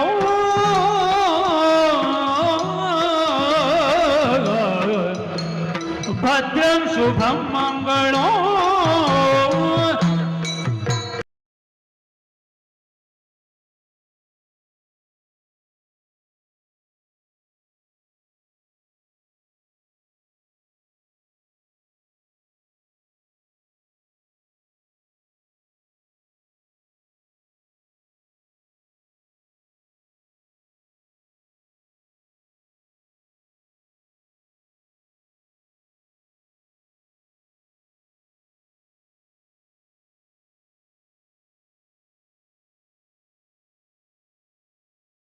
ಕಮಲಕ್ಕೆ ಆರತಿ ಎತ್ತಿರೆ